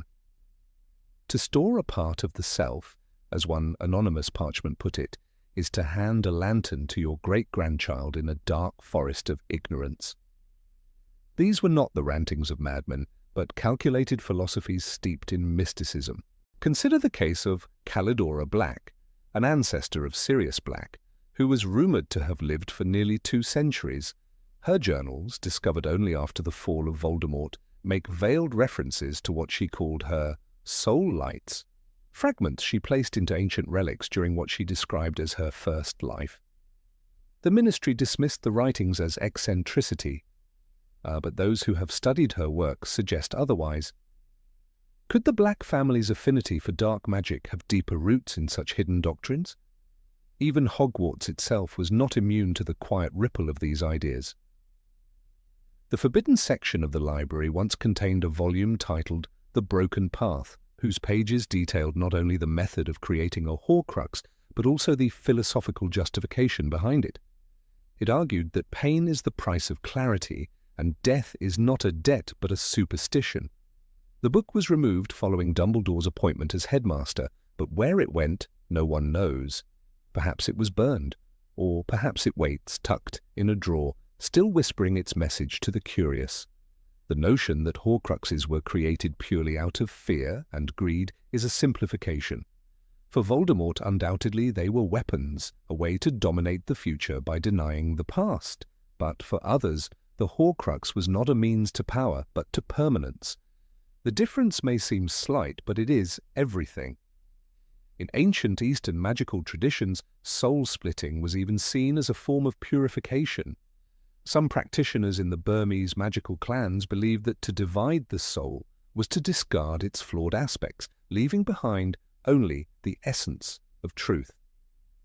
Could it be that under different circumstances the Horcrux might have been a sacred right? One haunting example of this perspective comes from the ruins of a monastery in northern Albania, where magical archaeologists discovered a statue of a robed figure with hollow eyes and a bleeding heart carved into obsidian. Beneath the statue, written in old Slavic runes, was a phrase, "I am not one, and yet I am whole." The site was saturated with magic so old it defied classification. Some believe this figure to be Iskandar the Unbroken, a philosopher mage who claimed that a divided soul was the only true path to unity. According to fragmented records, Iskandar believed that only when the self is undone can the self be understood. And yet history is not kind to such thoughts. Magical society has always preferred neat answers, and the Horcrux as a concept became a scapegoat. By the time of the Statute of Secrecy, any reference to soul division was classified as forbidden sorcery. But suppression does not erase curiosity. As Gellert Grindelwald once noted in his youth, the truth does not disappear just because it is outlawed. Grindelwald himself, though never proven to have created a Horcrux, was obsessed with the idea of magical immortality, not in the clumsy way of Voldemort, but through what he called the perpetuation of consciousness. What did he mean by that? Some researchers speculate that Grindelwald's pendant, the strange symbol of the Deathly Hallows, was more than just a rallying cry. They believe it held within it a magical matrix capable of holding memories, thoughts, even identity. Could that be a form of proto-Horcrux, a mirror of Celine's divine shards? If so, then we must ask, where is the line between memory and soul, between magic and being? We know from Harry Potter and the Deathly Hallows that Voldemort's soul, so fragmented, was no longer stable. Dumbledore said he was ripped from his proper self, maimed, diminished, and thenceforth existed in a state of unstable limbo. But was this because of the act itself, or because of the intention behind it? In magical theory, intent is everything. A love spell and a coercion charm can look nearly identical on paper, but their results are worlds apart. Could it be that a Horcrux made with reverence, not arrogance, would yield something else entirely? The mere act of soul-splitting does not explain the consequences. It was the hatred, the violence, the murder that poisoned Voldemort's Horcruxes. But the earliest texts suggest that the act of splitting need not be born of blood. Some philosophers believed that a soul could be separated through pain alone, or sacrifice, through giving up something beloved rather than taking something by force. These theories were dismissed as dangerous nonsense, but if they are true, then perhaps the Horcrux is not inherently evil, only the way we make it so. What then are we to make of the rumors that another Horcrux once existed within the Department of Mysteries? Whispers among unspeakables tell of a box that cannot be opened, yet hums with a heartbeat. It is said to sing when left alone in the dark. No name is attached to it? No crime, just a presence, and every few years one unspeakable vanishes. Coincidence or legacy? There is also the curious case of Alban Greaves, a British wand-maker who disappeared in 1927, leaving behind a workshop filled with half-carved wands and one obsidian mirror. The mirror has since been sealed by the Ministry for Unidentified Magical Interference. But before it was locked away, one aura described seeing in its surface a second reflection, a version of myself that did not blink when I did, and which whispered in a language I didn't know. Was Greaves experimenting with soul magic, or was he simply mad? In the end, the magical world may never fully unravel the mystery of Horcruxes. Perhaps it doesn't want to. There is comfort in certainty, and the story of Voldemort gives us a clean villain, a cautionary tale. But if even a whisper of these forgotten philosophies is true, then we must face an uncomfortable truth. The boundary between dark and light magic is not as clear as we pretend. The Horcrux may be a horror, But it may also be a door, and doors, once opened, rarely stay closed. Number 21, a Horcrux may be hidden in the Hogwarts library. Of all the chilling secrets buried within the walls of Hogwarts School of Witchcraft and Wizardry, few have sparked as much quiet speculation as the rumour of an unknown Horcrux hidden in the restricted section of the library. Most believe that Lord Voldemort was the first to create such dark objects in the modern age, but whispers among the most obsessive fans suggest that he may not have been the first. Deep in the oldest rows of the library, past rows of forbidden tomes bound in leather, enchanted with curses and hexes, there may have once sat a book that carried something far worse than information, a piece of a human soul. The legend begins with a name unfamiliar to most readers of the Harry Potter series, Herpo the Fowl. Described briefly in Fantastic Beasts and Where to Find Them as the first known wizard to breed a basilisk, Herpo was a dark sorcerer from ancient times, infamous for his cruel experiments and his rumoured invention of the Horcrux. Though no Horcrux of his has ever been found or confirmed, speculation persists that one might have survived the centuries, and some believe that it ended up exactly where one might least expect it, not buried in a forgotten tomb, but shelved quietly inside a book at Hogwarts itself. The restricted section has always held a dangerous allure. Only students with special permission, typically granted by a teacher, could browse its shelves. The books there are not merely dangerous in content, many are dangerous by nature. Some scream when opened, others rearrange their contents to confuse the reader. But there are rumours that one book, its name long forgotten or intentionally erased, was worse than all the rest. It is said to have been bound in heavy black leather, its title missing and sealed shut with a cursed clasp that burned the skin of those unworthy to open it. According to a half-remembered quote attributed to Phineas Nigellus Black, a former headmaster, some books were never meant to be read, some pages turned themselves only for blood. This supposed Horcrux book was rumoured to have been discovered sometime in the early 18th century, long before Dumbledore ever walked the halls of Hogwarts. A student named Elfrida Coonan, obsessed with dark magic, reportedly disappeared after claiming she'd spoken with a voice that lives in the pages. The school chalked it up to student hysteria. Her belongings were boxed away, her name forgotten. But what became of the book she carried? The story re-emerged decades later, in the 1940s, just as Tom Riddle was beginning to immerse himself in the very same section of the library. Professor Dippet had allowed the boy increasing access, likely unaware of the darkness coiling inside him. A curious detail, Tom Riddle once asked Madame Vesta Doolish, the librarian at the time, whether the school kept any pre-Hogwarts-era relics, specifically Greco-wizarding manuscripts. This, according to a fragment of Doolish's personal diary later found in the Room of Requirement, strongly suggests that Tom was searching for something more ancient than any of us realized. There were odd occurrences reported during that decade. A string of strange student dreams, including several reports of a dark corridor with whispering walls. One boy, Malcolm Penworth, woke screaming from a nightmare and claimed he had been reading without reading, like the book was in my head, clawing to stay there. No spells worked to calm him. He eventually withdrew from Hogwarts entirely. His parents never explained why. By the time Dumbledore became headmaster, the rumours had crystallized into near myth, but Dumbledore was never one to dismiss myth lightly. He spent long hours, sometimes entire nights, inside the library, wand in hand, searching the restricted section without ever disclosing his exact purpose. Madame Pince, a strict and fastidious librarian, once told a sixth-year prefect that the headmaster had asked her to be alert for books that change places on the shelves or give off an untraceable cold. She thought it was a metaphor, others were not so sure. It is believed by some that the Horcrux wasn't a standalone object, like the diary Voldemort later created. Rather, it was a sliver of Herpo the Fowl's soul, hidden between the lines of text, fused into the ink perhaps, or disguised as a whisper in ancient Greek. Those who read certain passages reportedly felt nauseous or paranoid.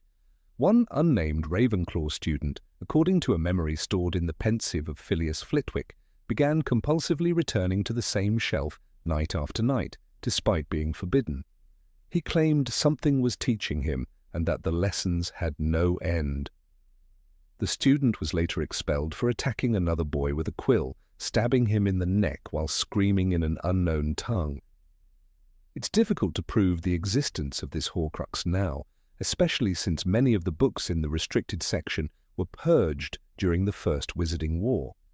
Dumbledore may have suspected what he was dealing with, but perhaps chose secrecy over alarm. There is a particular moment in Harry Potter and the Half-Blood Prince when Dumbledore tells Harry, "You are protected, in short, by your ability to love." But there is another line, cut from the final edit of the original manuscript and preserved in J.K. Rowling's early notes. "I have seen what happens when love is removed, page by page, until only shadow remains." Many fans believe this was an allusion to the Horcrux in the library. One compelling theory is that the mysterious book wasn't destroyed, only sealed. The Room of Requirement, known to store countless lost items and powerful artifacts, could have absorbed the Horcrux during one of its shifting states. There is even speculation that the Vanishing Cabinet once stored it briefly, and that the chaotic energy of the item made it unusable until Draco Malfoy eventually repaired it. If so, this would tie Voldemort's return to power to Herpo's ancient darkness. An unbroken chain of evil passed from one generation to the next. Hogwarts, it must be remembered, was not merely a school. It was a fortress of knowledge and danger, a place where the boundary between learning and obsession was perilously thin. If a student had found and read even a fragment of Herpo's soul, what might have happened to them? Would they have descended into madness? Would the fragment have attempted to take over, the way Voldemort's diary once did to Ginny Weasley? Consider the chilling similarity. The diary Horcrux communicated with Ginny, manipulated her thoughts, bent her will. What if Herpo's Horcrux did the same, but more subtly, not with words, but with dreams, compulsions, fears?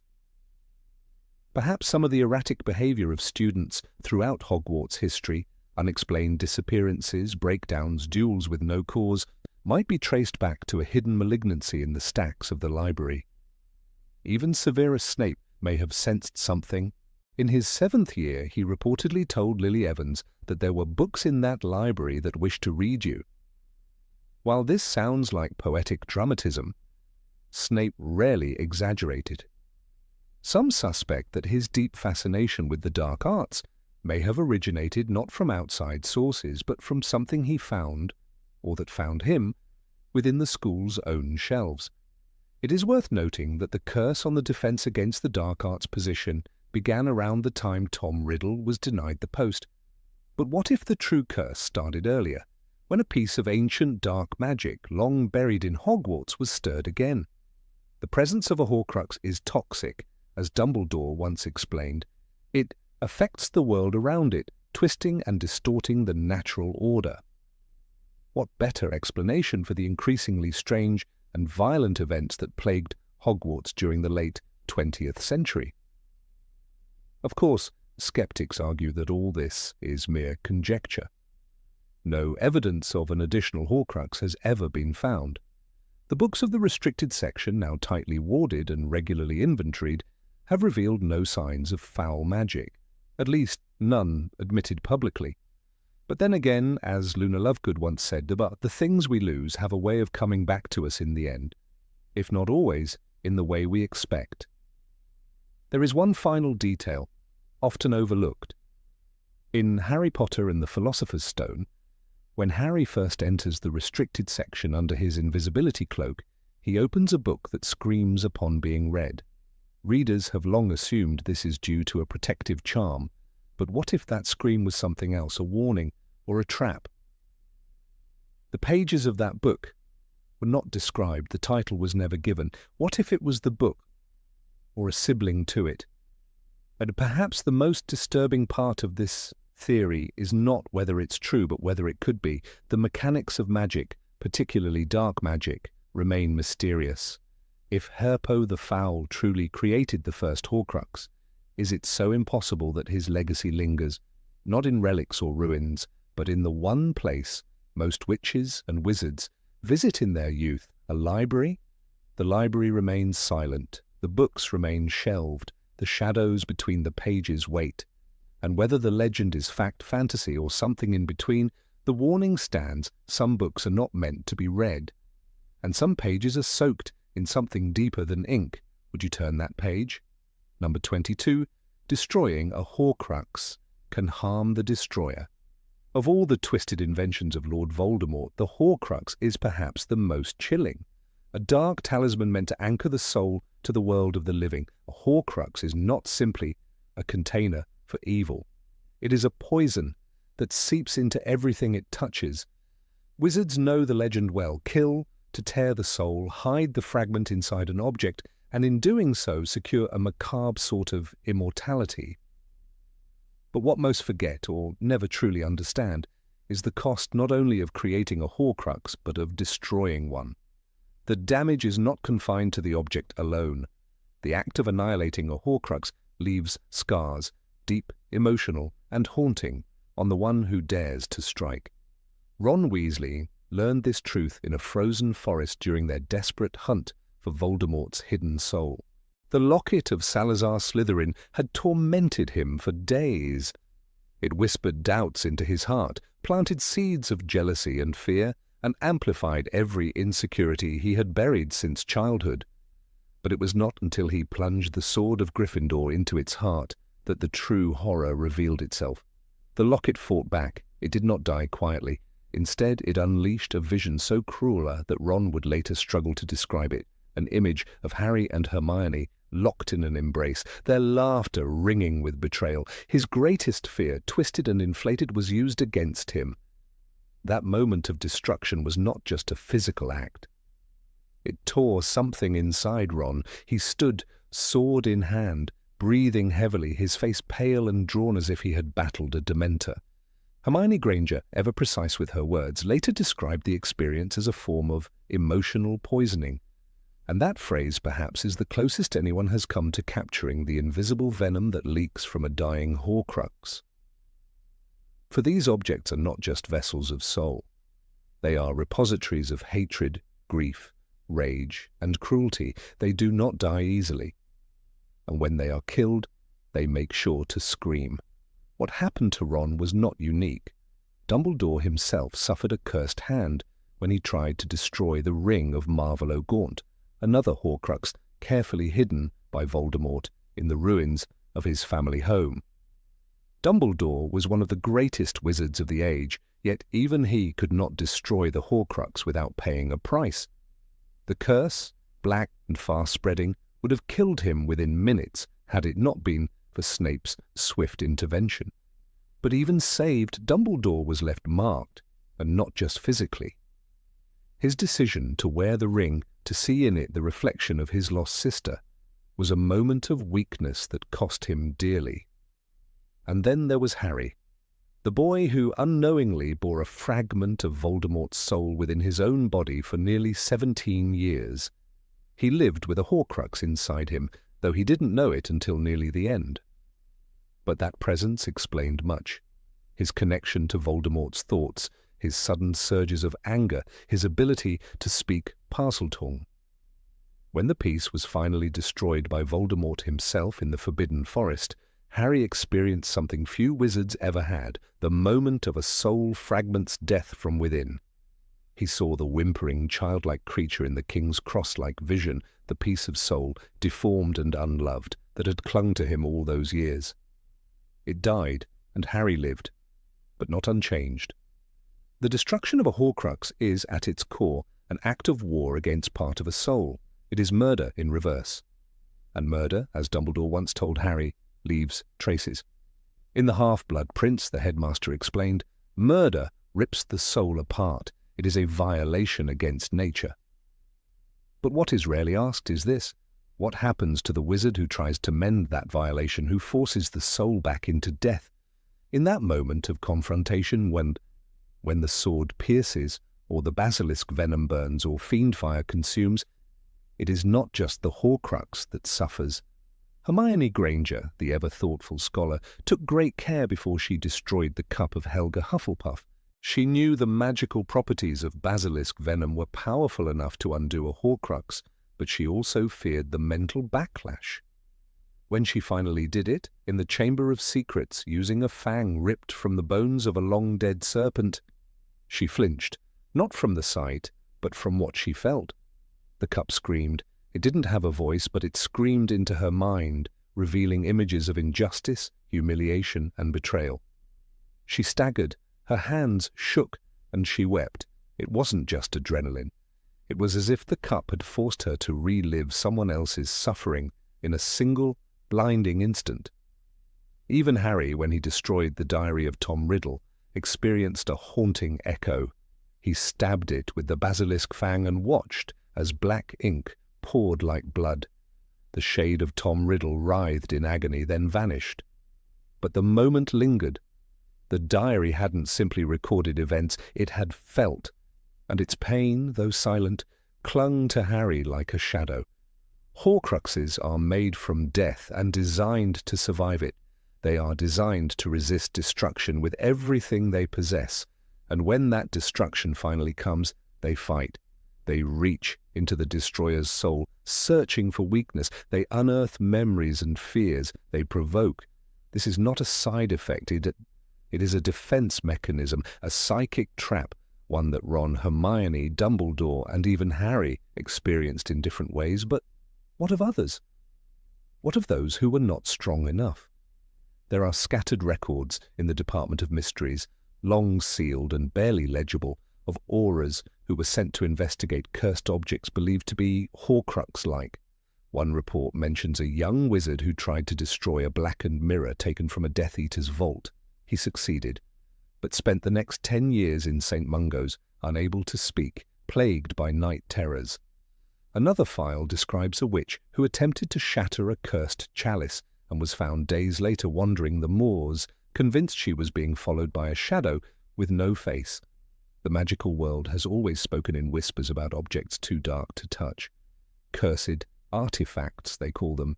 But not all curses are magical in the traditional sense. Some are emotional, spiritual, psychological. The Horcrux is unique in that it weaponizes those things. It uses not spells, but memories, not hexes, but heartbreak. And when it dies, it takes part of the killer with it. This is what makes Horcruxes so dangerous, not just their resistance to destruction, not just their cunning enchantments, but their ability to corrupt those who would destroy them. It is a dark irony that the hero who lifts the sword may walk away wounded. Ron Weasley was never the same after he destroyed the locket. He became braver, yes, but he also grew quieter. There were nights he couldn't sleep, and though he never spoke of it, Hermione once caught him staring into the fire, muttering, "They weren't real. I know they weren't real." But he still saw them. There's a reason Dumbledore hesitated before asking Harry and his friends to take on the mission of hunting Horcruxes. He knew it would cost them, not just time and danger, but pieces of themselves, pieces that might never be recovered, and yet it had to be done. Evil cannot be allowed to persist because it is difficult to destroy, but the truth must be known. Those who destroy Horcruxes become something else, not broken, but altered. Even the sword of Gryffindor, the only known object to absorb that which makes it stronger, became more than a relic. It drank basilisk venom. It destroyed Horcruxes, and there are some who believe that the sword, too, remembers. That it became not just a tool, but a witness to great pain and sacrifice. It is tempting to romanticize the destruction of evil, to believe it to be noble and clean. But there is nothing clean about killing a Horcrux. It is a violent exorcism, a ritual that drags darkness into the light and forces it to die, and like all such acts, it leaves behind ash and silence. What then does it mean to defeat a Horcrux? It means surviving the echo. It means choosing to carry the memory without letting it consume you. It means standing over a shattered object and knowing that what you've destroyed tried its best to destroy you in return. There are no medals for such victories, no songs written, only the quiet knowledge that a piece of evil has been erased, and that you bore the cost. Perhaps that is why so few understand the full burden of what Harry, Ron, and Hermione did. They didn't just save the world. They suffered for it in ways that can never be fully explained. And now, years later, when students at Hogwarts study the Second Wizarding War, they read of bravery and sacrifice. But rarely do they learn of the hidden injuries, the emotional toll of facing objects that thought and felt and hated. But those who know, those who held the sword or the fang or cast the flames, they remember. They remember the way a Horcrux dies. Number 23. Voldemort had a favourite Horcrux. Tom Riddle's diary was not just a Horcrux. It was not merely a container for a fragment of soul. It was alive. And in the cold, calculating mind of Lord Voldemort, it was loved, in his own twisted way. Among all the objects into which he splintered his soul, it was the diary that stood apart, not in power, but in meaning. And to understand Voldemort's mind, one must understand why this Horcrux mattered more than the rest. Of the 7 Horcruxes he created, each was chosen with deliberation. Slytherin's locket, Hufflepuff's cup, Ravenclaw's diadem, relics stolen and cursed to represent conquest over the magical world. Each object held status, weight, and a symbolic gesture of domination. But the diary had none of that. It was ordinary in appearance, a simple black book that could have belonged to any student. And yet it was the first, and the first creation is always different. It was in the summer of 1943 that 16-year-old Tom Riddle discovered the method to create a Horcrux. Murder was the key, the foul act that ripped a soul apart. When he killed Myrtle Warren, the shy girl who died in the bathroom beneath the castle, he not only silenced a witness to the basilisk, he unlocked immortality. Into the diary he placed that first fragment, and the diary responded. It did more than store memory. It remembered how to breathe. The diary was designed for more than secrecy. It was a weapon. It could speak to a reader, coax their trust, twist their thoughts. It was not a passive artifact like the others. It had a voice, the voice of a charming and intelligent boy, a boy who appeared gentle and thoughtful, whose shadow could crawl across a girl's mind until she could no longer separate herself from him. Ginevra Weasley learned this in the most harrowing way. As she wrote, it wrote back. As she wept, it consoled her. And slowly, it took her. There is something deeply personal in what Tom Riddle put into the diary. It was not just a record of events by Alice, it was him. 16 years old, handsome, brilliant, and brimming with ambition, this was the boy before he vanished completely into the monster. The boy who still walked the halls of Hogwarts with quiet arrogance. The boy who still believed he could become the most powerful wizard in the world without needing to abandon all humanity. The diary was a snapshot of Voldemort before Voldemort. He entrusted it to Lucius Malfoy, one of his most loyal followers, not just because Lucius had wealth or status, but because Voldemort believed he would keep it safe. He was supposed to keep it hidden, to keep it safe, Harry would later shout, realizing how casually Lucius had used it as a tool to reopen the Chamber of Secrets. Voldemort had vanished at that time, defeated by the infant Harry Potter, and Lucius, desperate to curry favor in the event of the Dark Lord's return, planted the diary on an innocent child. But what Lucius did not understand, or what no one did, was how much this object meant. It was the only Horcrux Voldemort had ever used for an offensive strategy. It was not merely hidden away.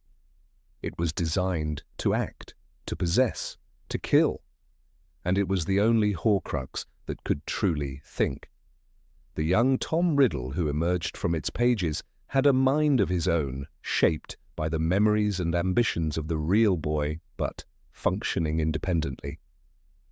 Ginny poured her soul into me, and I grew stronger and stronger on a diet of her deepest fears, her darkest secrets, the diary wrote through the resurrected Riddle in the chamber.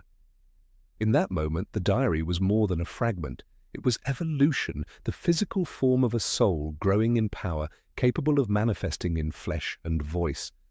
The diary had taken steps toward restoring the original Tom Riddle, not just in spirit but in form.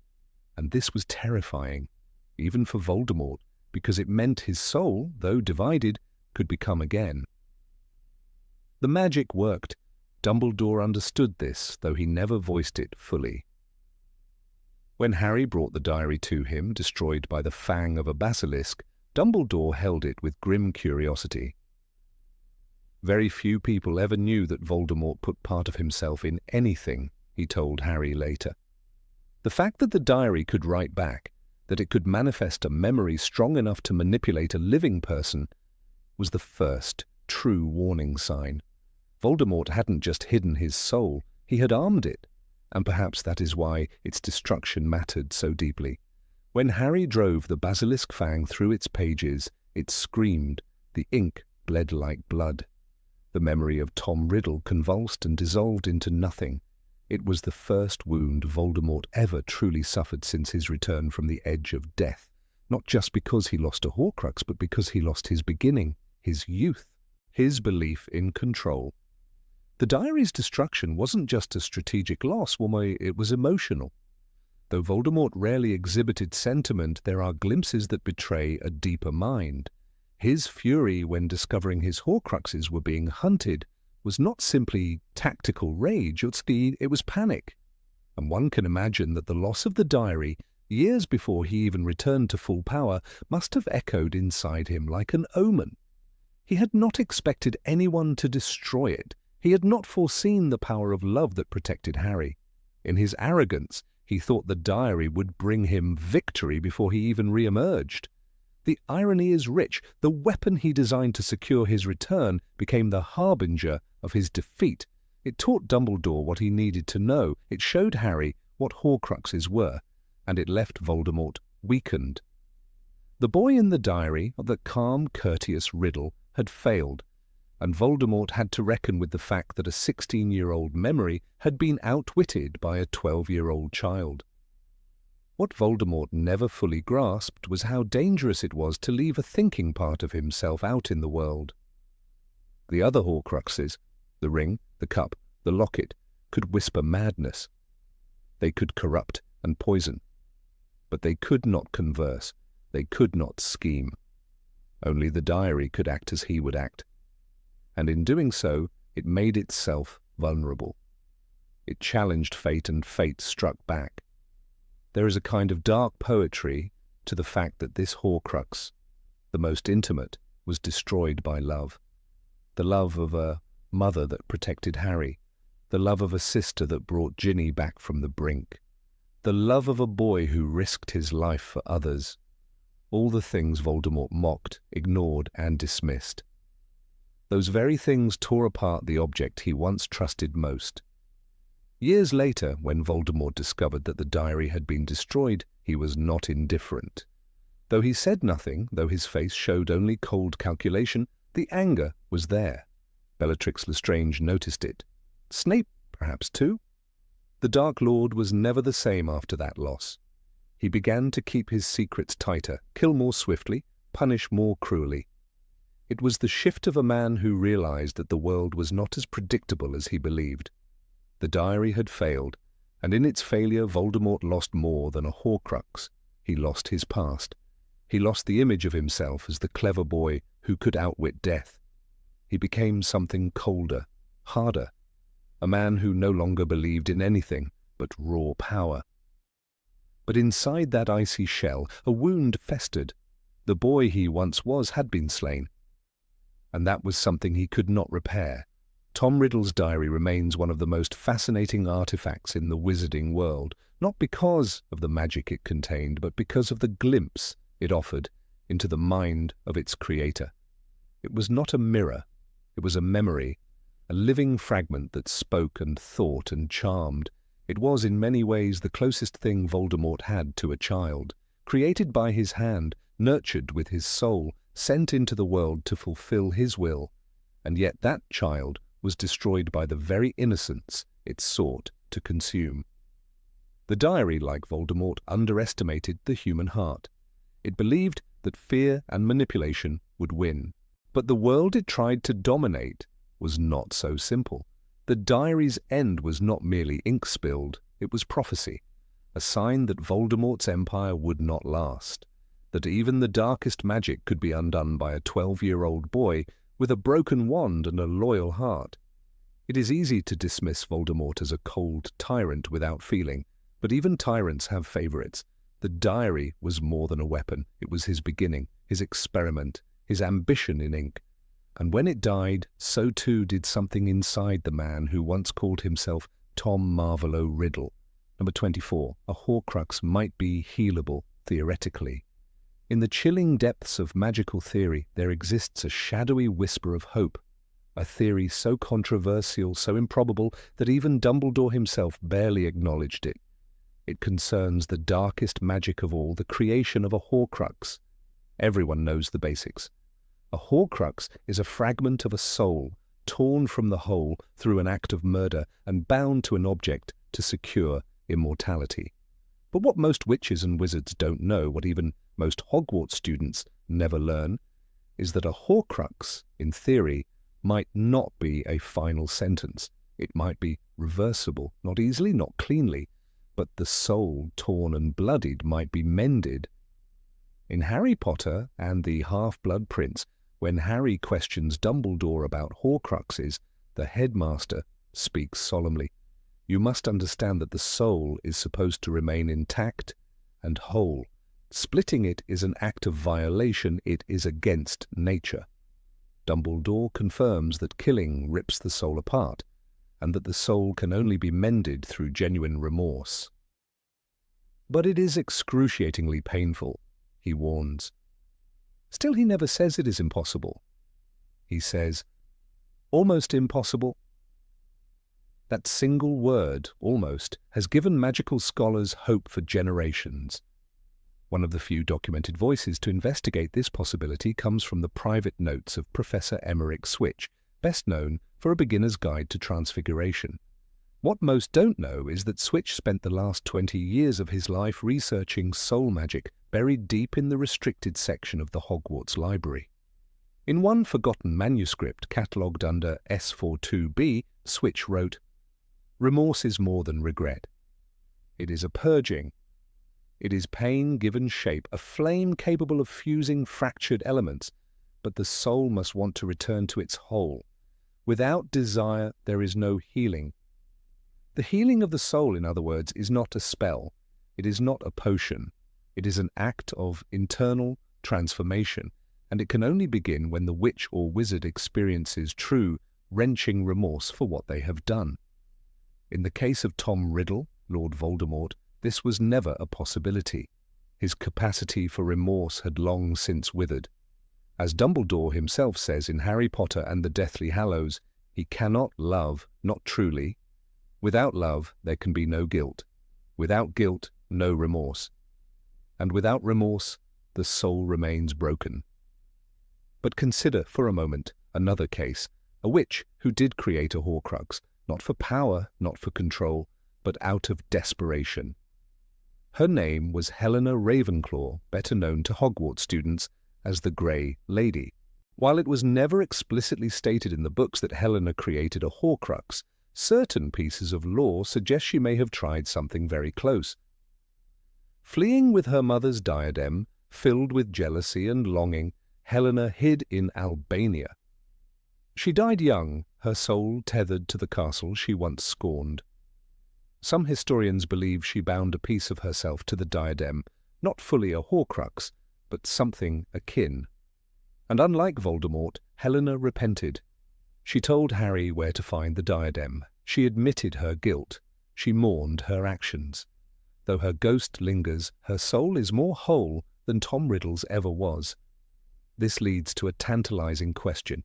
If remorse is the key to healing a soul, and if the soul fragment still exists, trapped in an object or location, could that fragment be reabsorbed into the whole? Some magical theorists believe so. The ancient spell Reunifico Anima, mentioned only once in the Magic Most Evil Codex, is said to rebind severed spiritual threads, but only when performed by the owner of the soul, and only if that person is truly willing to endure the torment. This pain is not metaphorical. According to Switch's notes and a hidden annotation in the diary of Bathilda Bagshot, the soul resists rejoining. It shrieks, it burns. The witch who attempts to reunite it must relive every murder, every betrayal, every moment of cruelty. Their body may survive, but their mind is never the same. A soul that has known murder does not return unchanged, Switch wrote. It will carry the imprint of its fracture forever. The Ministry of Magic, for obvious reasons, refuses to endorse any exploration into soul-binding magic. The Department of Mysteries has, at various times, impounded texts that reference Horcrux reversal. Still, a few cases suggest that experiments have been carried out in secret. In 1892, a wizard named Cadogan Price was sentenced to life in Azkaban for soul experimentation. Witnesses claimed he screamed for days, surrounded by glowing runes and a shattered mirror, begging the gods for forgiveness. When the Aurors broke into his chambers, they found no Horcrux, only ashes, blood, and a room filled with cold wind.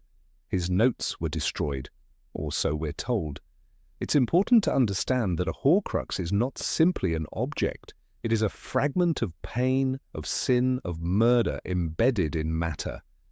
When Harry destroys Riddle's diary in Chamber of Secrets, he is destroying more than a book. He is destroying memory, intent, and suffering. The basilisk fang doesn't merely pierce paper, it severs magic at its core. But what if the soul fragment inside had not resisted? What if the diary had been returned to Voldemort during a moment of sincere guilt? Could the fragment have been reabsorbed? This is where theory enters the forbidden. Voldemort never sought repentance, and the Horcruxes were not simply insurance, they were trophies.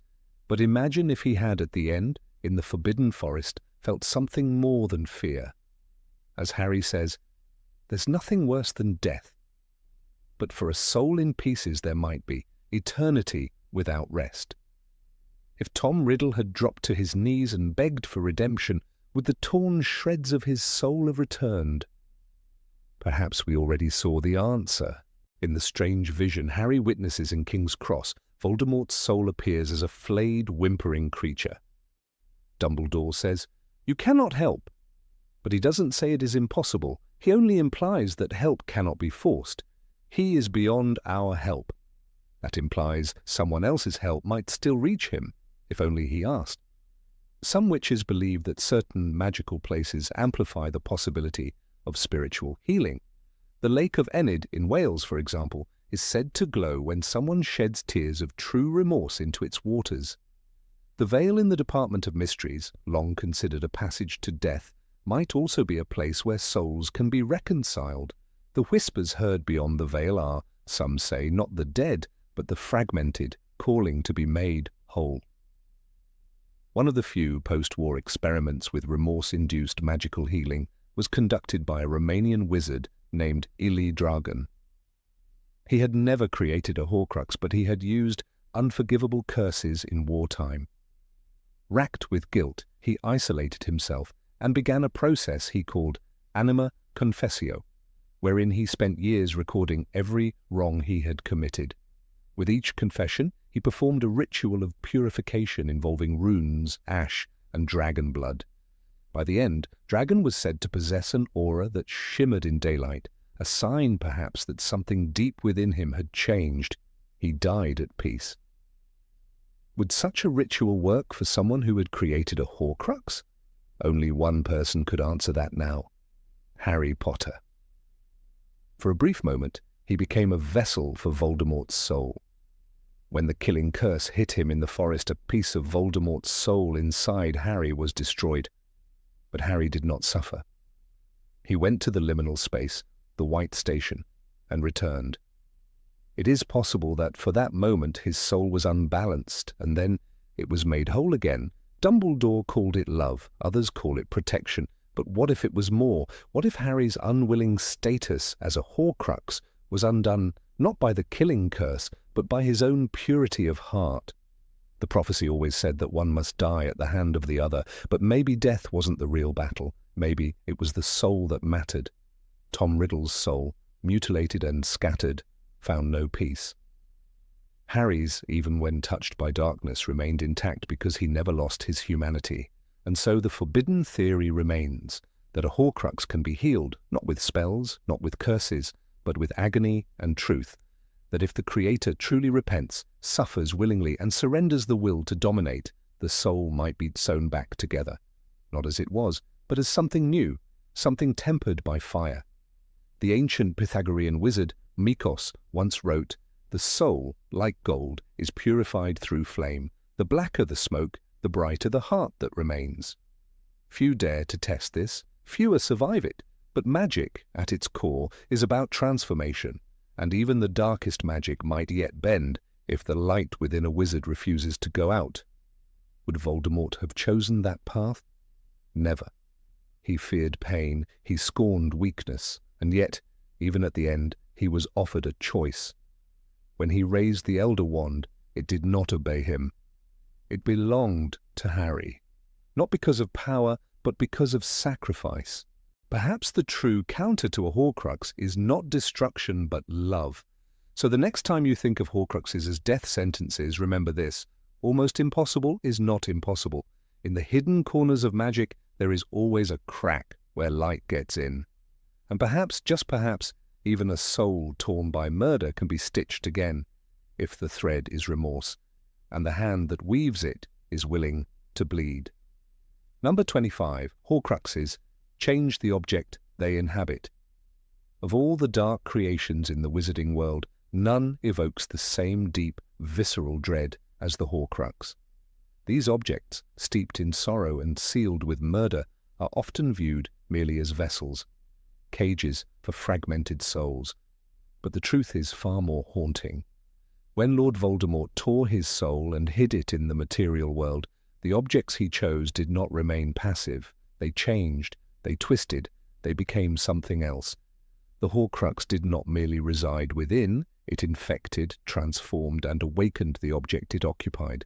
Consider the diary of Tom Riddle, the first Horcrux ever encountered by Harry Potter. At first glance, it was an ordinary, aged black notebook, the kind you might find abandoned in a forgotten drawer. But in Harry's second year, the diary revealed its true nature. It wrote back. Not only that, but it absorbed memories, communicated with its reader, and ultimately began to possess Ginny Weasley, using her as a conduit to wreak havoc on Hogwarts. It was not enchanted in the way a typical magical artifact might be. It was alive, sinister, thinking, waiting. As Dumbledore would later explain, Lord Voldemort was highly gifted. He created a diary intended to be a weapon. But the truth is more chilling still. The diary had evolved beyond a simple tool. It was Tom Riddle, a piece of his soul, learning, scheming, and nearly reborn. Then there is the diadem of Rowena Ravenclaw, a relic of wisdom, pride, and ancient magic. Once worn by the founder herself, it was said to enhance the wisdom of the bearer, a benign enchantment perhaps. But once Voldemort turned it into a Horcrux, the diadem began to project something else entirely. It didn't make its wearer wiser. It made them feel less. It whispered inadequacy, amplified self-doubt, and corroded confidence. Luna Lovegood once described how people who went near it felt odd, though she could not articulate the cause. In truth, it was an echo of Voldemort's own ceaseless hunger to be more powerful, more admired, more feared. The object had absorbed not just his soul, but his shame, his envy, his bottomless need. The Slytherin locket, too, exhibited disturbing transformations. Once a treasured heirloom, it came to radiate malice, not merely dark magic. It attacked the mind. When Harry, Ron, and Hermione took turns wearing it, they found themselves consumed by fury, resentment, and fear. Ron, in particular, suffered the most. Under its influence, he abandoned his friends, overcome with irrational jealousy and bitterness. The locket did not cast spells. It whispered, it poisoned thought, it turned love into suspicion, loyalty into contempt. As Hermione later said, "It affects you more when you wear it." That's because the locket was no longer a mere trinket. It had a presence, a will. It magnified the worst in whoever bore it. These are not coincidences, they are signatures of a terrible truth. When a soul fragment enters an object, it changes it fundamentally. The object takes on new magical properties, properties it never had before. The Horcrux infects its host, it merges with it. The two become inseparable, the material shell and the ghostly parasite locked in a profane symbiosis. This is why each Horcrux is so unique, so singularly cursed. It reflects both the nature of the object and the essence of the soul piece it harbours. Take the cup of Helga Hufflepuff. Once a symbol of nourishment and generosity, it became perverted into something vile.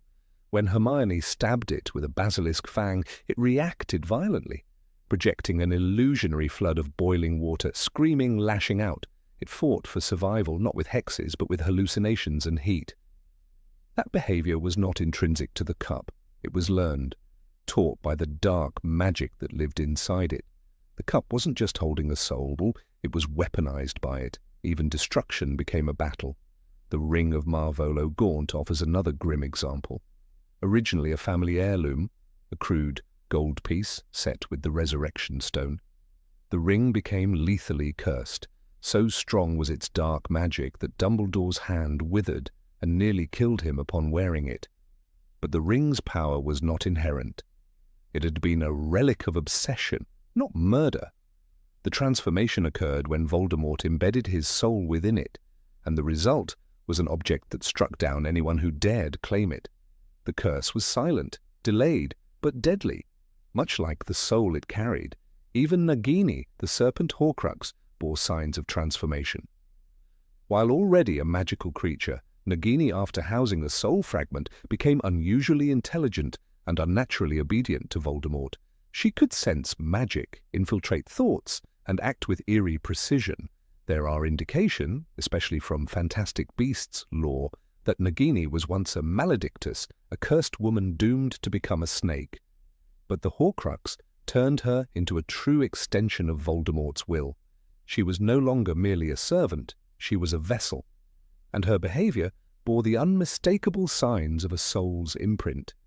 This phenomenon raises disturbing implications. If Horcruxes alter the nature of their hosts, then the act of creating one is not just spiritual mutilation, it is alchemical corruption. The object becomes something new, unnatural. Its material and magical structure changes. A diary writes, a locket seduces, a cup fights, a ring kills. It is not the spell alone that causes this. It is the fusion, soul with substance, that awakens something dangerous. It's worth noting how each Horcrux seems to remember Voldemort's essence. They react to him, they reflect him. In Harry Potter and the Deathly Hallows, Ron sees visions when he destroys the locket. Ron saw himself seeing Harry and Hermione laughing at him, kissing. These visions were not random, they were deliberate manipulations drawn from Voldemort's own deep fears and his mastery of manipulation. The Horcrux wasn't just taunting, it knew what would hurt. That level of intelligence suggests a deeper transformation than mere possession. This intelligence is, in part, why Horcruxes are so dangerous. They are not passive storage units, they are semi-sentient constructs. The soul fragment remains aware, not fully conscious perhaps, but instinctive, like a beast caged within. When disturbed, the Horcrux defends itself. When worn, it influences. When destroyed, it screams. And that scream, described in Deathly Hallows as a terrible, drawn-out scream, a noise of soul and despair, is not metaphorical. It is the sound of a part of a human soul, dying, severed from the world, consumed by the destruction of its physical sanctuary. What's even more unnerving is the idea that these changes may not be entirely reversible. Once an object has hosted a Horcrux, can it ever return to its previous state? Or is the taint eternal? Dumbledore himself suggests that the damage done to the soul during Horcrux creation is irreparable. If the soul is changed forever, perhaps the object is too. Even after destruction, the residue of dark magic lingers.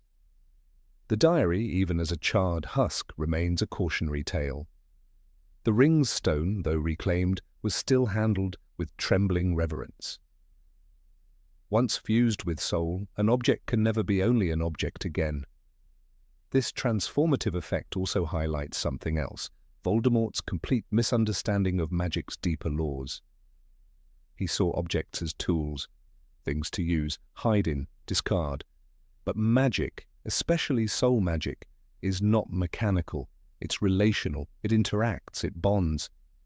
In trying to fragment and hide his soul, Voldemort inadvertently gave life and agency to the very objects meant to shield him. His Horcruxes became echoes of himself, paranoid, manipulative, hateful. He didn't just split his soul, he replicated his essence in material form, creating not only deathless anchors, but cursed children of his hate. Each Horcrux is thus more than a hiding place. It is a dark mirror, reflecting both the original object and the man who defiled it. The diary shows the seduction of knowledge, the ring reveals the thirst for legacy, the locket burns with envy, the cup mocks abundance, the diadem scorns wisdom, Nagini slithers with loyalty turned to servitude. Even Harry himself, the unintentional Horcrux, was marked by the same signs, visions, pain, temper, the echo of a mind not his own. The magic here is not simply about concealment, it is about corruption.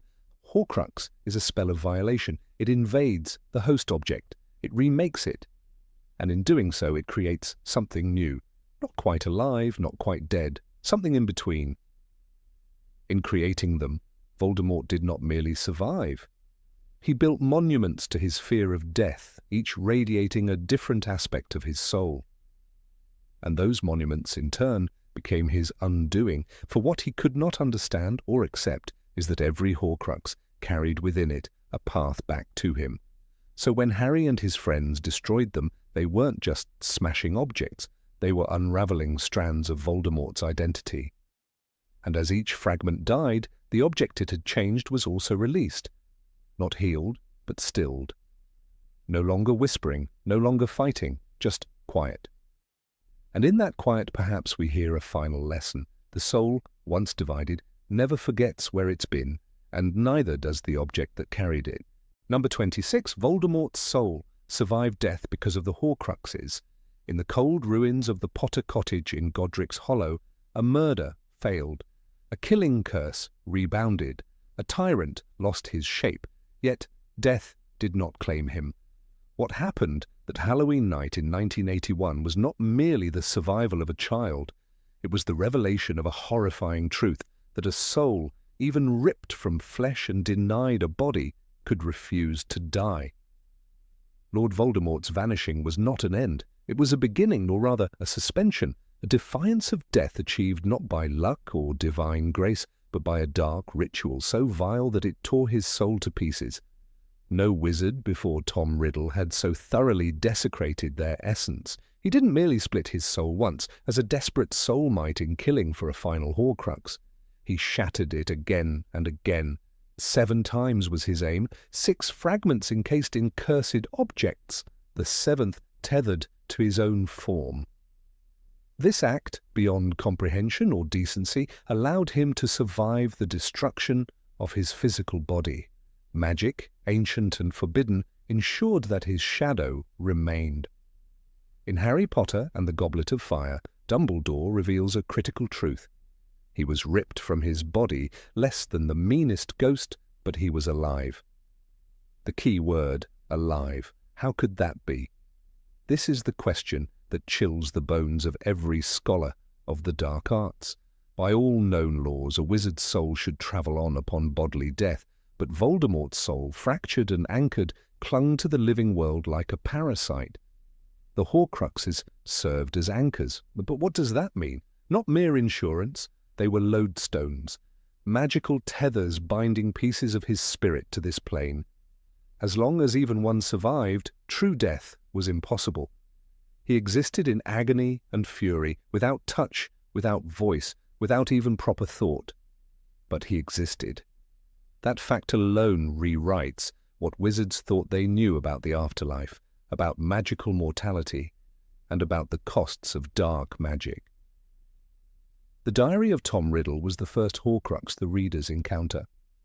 What seems at first a mere enchanted object turns out to contain an echo, a shadow of Voldemort's younger self. But make no mistake, it is not just memory, it is consciousness. It is a fragment of his soul, capable of learning, speaking, manipulating. When Ginny Weasley pours her soul into it, the Horcrux feeds on her. The teenage Tom grows stronger. He is no longer merely words on a page. He begins to reassemble himself, one memory at a time. This is more than a haunting. It is a resurrection in slow motion. The diary is proof that Voldemort's soul retains will, retains desire, retains power, even separated from his physical body and the main portion of his being. It whispers to us, if even a sliver of soul can act independently, what then of the soul as a whole cast adrift without flesh? After his failed murder of Harry, Voldemort did not pass through the veil. He hovered, formless, a mist of agony and vengeance. He speaks of the years he spent drifting through forests, hiding in the bodies of snakes, whispering into the minds of weak men. He clung to life in Albania, a place steeped in ancient dark magic. It was there he possessed Quirrell, a timid man whose mind cracked beneath the strain. Voldemort fed on him like a leech, using his body to return to Britain to seek the Philosopher's Stone. This state, not living, not dead, was made possible only because his soul had no exit route. The Horcruxes held him fast to earth. In Harry Potter and the Half-Blood Prince, Dumbledore confesses Lord Voldemort has seemed to grow less human with the passing years, and the transformation he has undergone seems to me to be only explicable if his soul was mutilated beyond recognition. This is no metaphor. Voldemort's soul was not damaged in a poetic sense. It was literally hacked apart, screaming and bleeding in ways no magic could heal. And so we must ask, how much of him was left? Was the shadow in the Albanian forest truly still Tom Riddle? Or was it merely the composite will of too many torn pieces, a flickering ghost of ambition and hate with no core? The fact that he could think, plan, command and feel pain suggests his identity remained intact. But it also reveals something far more disturbing. The soul, even when dissected, retains its hunger. The implications are terrible. For if a soul can persist without a body and retain agency, then death itself becomes negotiable. Voldemort did not invent immortality, he perverted death. He found a loophole and squeezed his way through, dragging the screaming remains of his humanity with him. Consider the Gaunt Ring. Once belonging to his grandfather, it contained a piece of Voldemort's soul, and the Resurrection Stone. When Dumbledore wears it, the curse nearly kills him. But deeper than the magic of the curse lies the dark presence. That ring was not dormant. It was aware. It could sense intrusion, could defend itself, could call to those susceptible to its power. The soul fragment inside was not idle. This is not standard enchantment. This is sentience. So too with the locket, once hidden in a cave surrounded by inferi and enchanted protections. When Ron Weasley opens it, the soul fragment attacks him psychologically. It projects his deepest fears, that his friends pity him, that Hermione loves Harry, that he is expendable. The Horcrux knows Ron's mind, it reads it, and it lies cleverly and cruelly to twist the blade. This fragment, just one sliver of Voldemort's soul, has thought, has intent. It does not need Voldemort's body to act. The notion that Horcruxes merely keep a soul from passing on is naive. They do far more. They allow the soul to retain identity, memory, malevolence. In this way, even the soulless form Voldemort became in Albania was still him, because the Horcruxes preserved the map of his mind. Even Nagini the snake is ultimately revealed to be a Horcrux, the final one. And she, more than the others, shares an intimacy with Voldemort. She responds to him, protects him, obeys him, not merely as a pet but as a part of him. She carries a soul fragment and it feeds her. She is not a familiar, but she is an extension. It is this Horcrux that lives most organically. And through Nagini we glimpse how deeply the dark soul can fuse with flesh, creating something new, a creature animated by a soul, not its own. But perhaps the most disturbing evidence comes from within Harry Potter himself. Unwittingly turned into a Horcrux on that fateful Halloween night, Harry bore the fragment without knowing. It lived in him, silent and parasitic, manifesting as a mental link to Voldemort. He could feel the Dark Lord's moods. He saw through his eyes. He dreamed Voldemort's dreams, not because of a psychic bond, but because he carried a piece of him.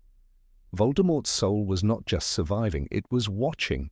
The fact that Harry could contain this soul fragment and remain good speaks volumes about the power of love, but also about the terrifying durability of Voldemort's soul.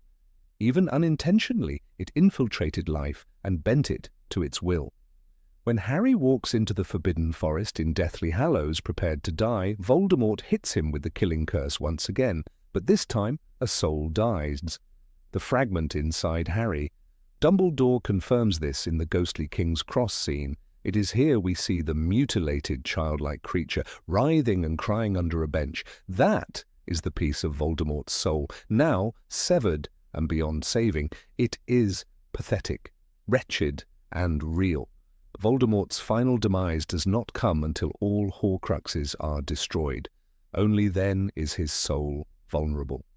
And when Harry meets him in the Great Hall one last time, Voldemort dies not because of a wand. He dies because there is nowhere left to hide. His soul, no longer tethered, finally faces the abyss. Death, long postponed, comes to collect its debt. The case of Voldemort teaches us that in the magical world, the soul is more than essence. It is a force. It is capable of memory, perception, hatred. And when divided, it does not lose power. It multiplies it. Each Horcrux is not merely a survival tool. It is a second life, a third, a seventh. And with each split, a new consciousness may grow, twisted and separate, but still undeniably him. This is the horror of Voldemort's achievement. He didn't just cheat death. He conquered it by becoming less than a man and more than a ghost. His soul, though scattered, remained cohesive. It resisted the pull of the afterlife, clinging to cursed objects, to living hosts, to the sheer will of its creator. Few wizards dared explore the limits of soul magic. Those who did, Herpo the Foul perhaps, never went as far. None discovered that the soul, even dismembered, could fight to remain, that it could inhabit a world without lungs, without heart, without even blood. Voldemort proved it could, and this, above all, is what makes him terrifying. Not his spells, not his power, but his refusal to die, a soul so violated, so severed, and still, it would not let go. Number 27, Horcruxes may retain memory and personality. The Horcrux is one of the darkest magical inventions ever created in the wizarding world. Shrouded in mystery, feared by most and understood by few, it is more than just an object of immortality. There is a hidden truth embedded within it, a disturbing fact that many overlook. A Horcrux can carry not just a fragment of a soul, but the memories, thoughts, and even personality of its creator. It can speak, it can deceive, it can plot, and above all, it can think. Nowhere is this terrifying reality more visible than in the haunting case of Tom Riddle's diary. First seen in Harry Potter and the Chamber of Secrets, the diary was not merely a magical book filled with cursed ink. It was a sentient remnant of Lord Voldemort's younger self, an echo of the boy he once was, and a shadow of the monster he would become. When Ginny Weasley began writing in the diary, she unwittingly opened a door to a different version of Voldemort, one that still possessed the charisma, the cunning, and the ruthless ambition that had defined Tom Riddle as a student at Hogwarts. This fragment of Voldemort's soul did more than answer questions or offer solace. It slowly possessed Ginny, manipulating her emotions, learning about her fears and weaknesses, and using her vulnerability as a weapon. As J.K. Rowling wrote, the diary had been behaving like a human being, a memory, yes, but also more than that. It had a will of its own. This was not an inert fragment of a soul, simply waiting to rejoin its master. It was active, intelligent, and malevolent. And this truth is often underestimated. People think of Horcruxes as containers, but they are not mere vessels. They are prisons and sanctuaries at once. They house consciousness, not just essence. And this is why the diary version of Tom Riddle was able to engage in complex conversations with Ginny Weasley, ask about her family, her life at school, and even her secrets. He wasn't guessing, he was learning, planning, becoming more powerful with every passing day, siphoning energy from Ginny's life and pouring it into his own shadowy form. By the time Harry Potter came into contact with the diary, it had already become dangerously alive. In the chamber, when the inked boy stepped out of the pages and stood before Harry in a translucent ghost-like form, he introduced himself not as a memory, but with chilling clarity. "Tom Marvolo Riddle," he said, rearranging the letters into "I am Lord Voldemort." This was not a mindless echo, not a relic of a former time. It was Voldemort himself, reborn in part, focused and hateful. This version of Riddle remembered everything. He recalled his Muggle father's abandonment, he remembered the orphanage, he remembered Hogwarts and Dumbledore's scrutiny. He knew about his own future and sought to make himself real again through the destruction of Ginny's soul. And that's the horror. Tom Riddle in the diary was not just repeating old conversations, he was aware. He had agency. This was a personality capable of lying with precision and seducing with charm. The same boy who once convinced the Hogwarts staff he was an innocent victim after framing Hagrid for opening the Chamber of Secrets had re-emerged sharper than ever inside a teenage girl's notebook. He fed on Ginny's trust just as he once fed on Dumbledore's curiosity. Dumbledore himself later confirmed the nature of the Horcruxes' awareness. In Harry Potter and the Half-Blood Prince, he explains to Harry that Voldemort's diary was proof that he had successfully created a Horcrux and that he was prepared to use it to manipulate and control others. But even Dumbledore may have underestimated the full extent of that manipulation, for it wasn't just control, it was infiltration, possession, a complete psychological invasion that left Ginny disoriented, ashamed, and nearly dead. This capacity for thought, for scheming, for emotional influence, this proves that a Horcrux, under the right conditions, can function as a clone of the original. Not physically, of course, but mentally. It preserves the creator's logic, the creator's strategy, even the creator's memories. The diary did not merely echo Voldemort. It was Voldemort, reduced in power, but not in intent. As though the Dark Lord had torn out a copy of his own mind and let it loose in the world, unseen and unshackled.